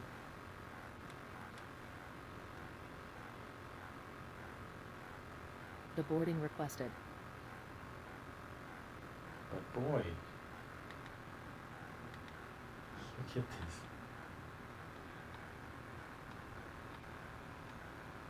Talk about full up.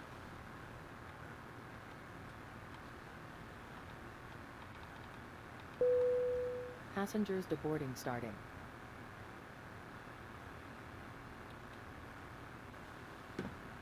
Okay, passengers deboarding started.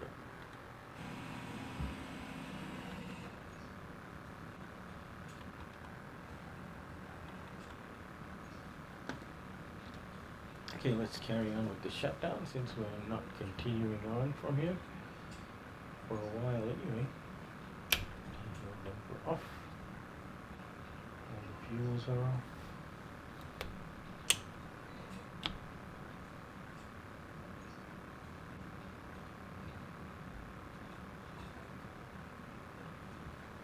Okay, all the heat's off. Electric's off.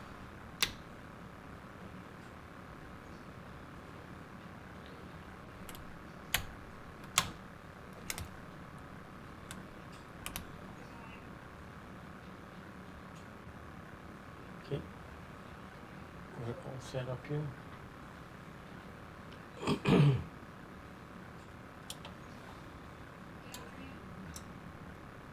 Flight director off.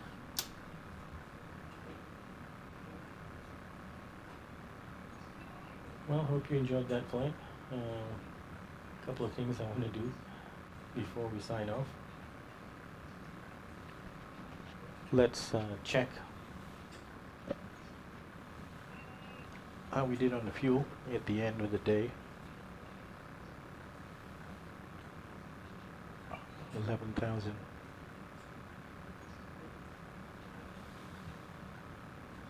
So by the time we parked, we had only 700 pounds more than the plan.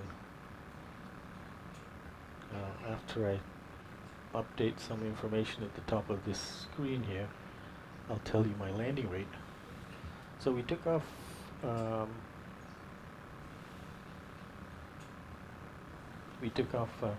2 minutes late. Sorry, we pushed back 2 minutes late. Takeoff was at 13:26, which was 6 minutes late. Landing was at 16:58, which was 7 minutes late.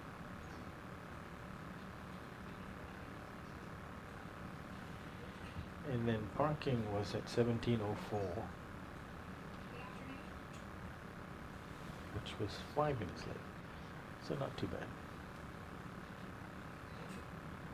And elapsed time was pretty much as expected, 3:30 1 and 13.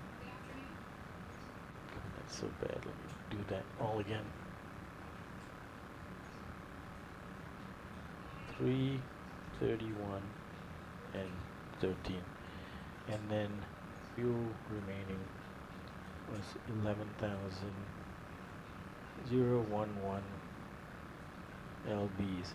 If there had been any ATC, they would have probably given us some shortcuts, which I didn't give myself. I didn't want to do shortcuts between, you know, like across fur boundaries. So that wasn't a convenient way to do any significant ones. Okay, let's see what our landing rate was. Okay, it was recorded perfectly. And 68 feet per minute. That's not bad at all. Okay. Landing rate 68 feet per minute. And it's been recorded. So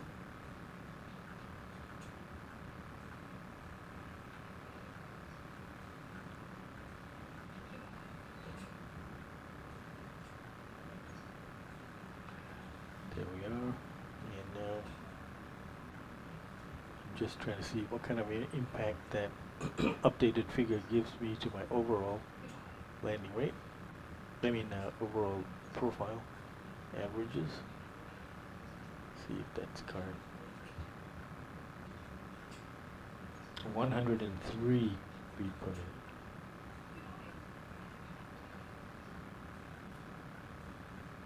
Okay.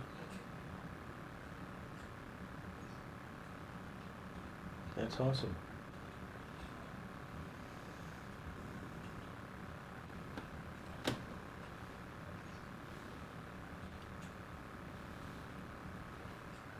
All right, guys. Happy flying. Paul signing off.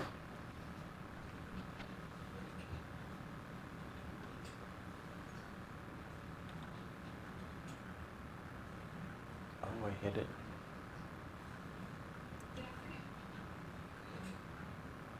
Alright. Smart car started. No. Yes. Okay, good. Can't remember if I started this dumb thing.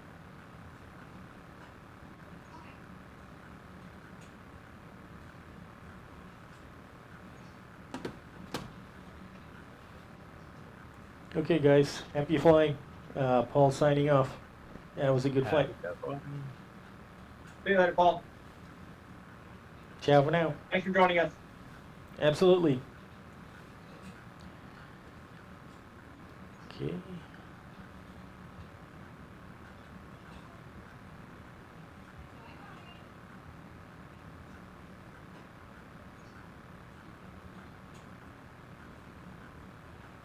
Oh, and B pilot just crashed.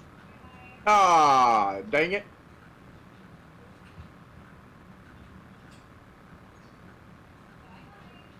Okay. So now that we're done with that, I guess we're gonna say goodbye for now. What am I gonna do? I'm probably gonna do West Coast weekend, landing in Vancouver, flying from somewhere. Not sure yet, but that's what my plan for tomorrow is. Ciao for now, guys. That was a good one.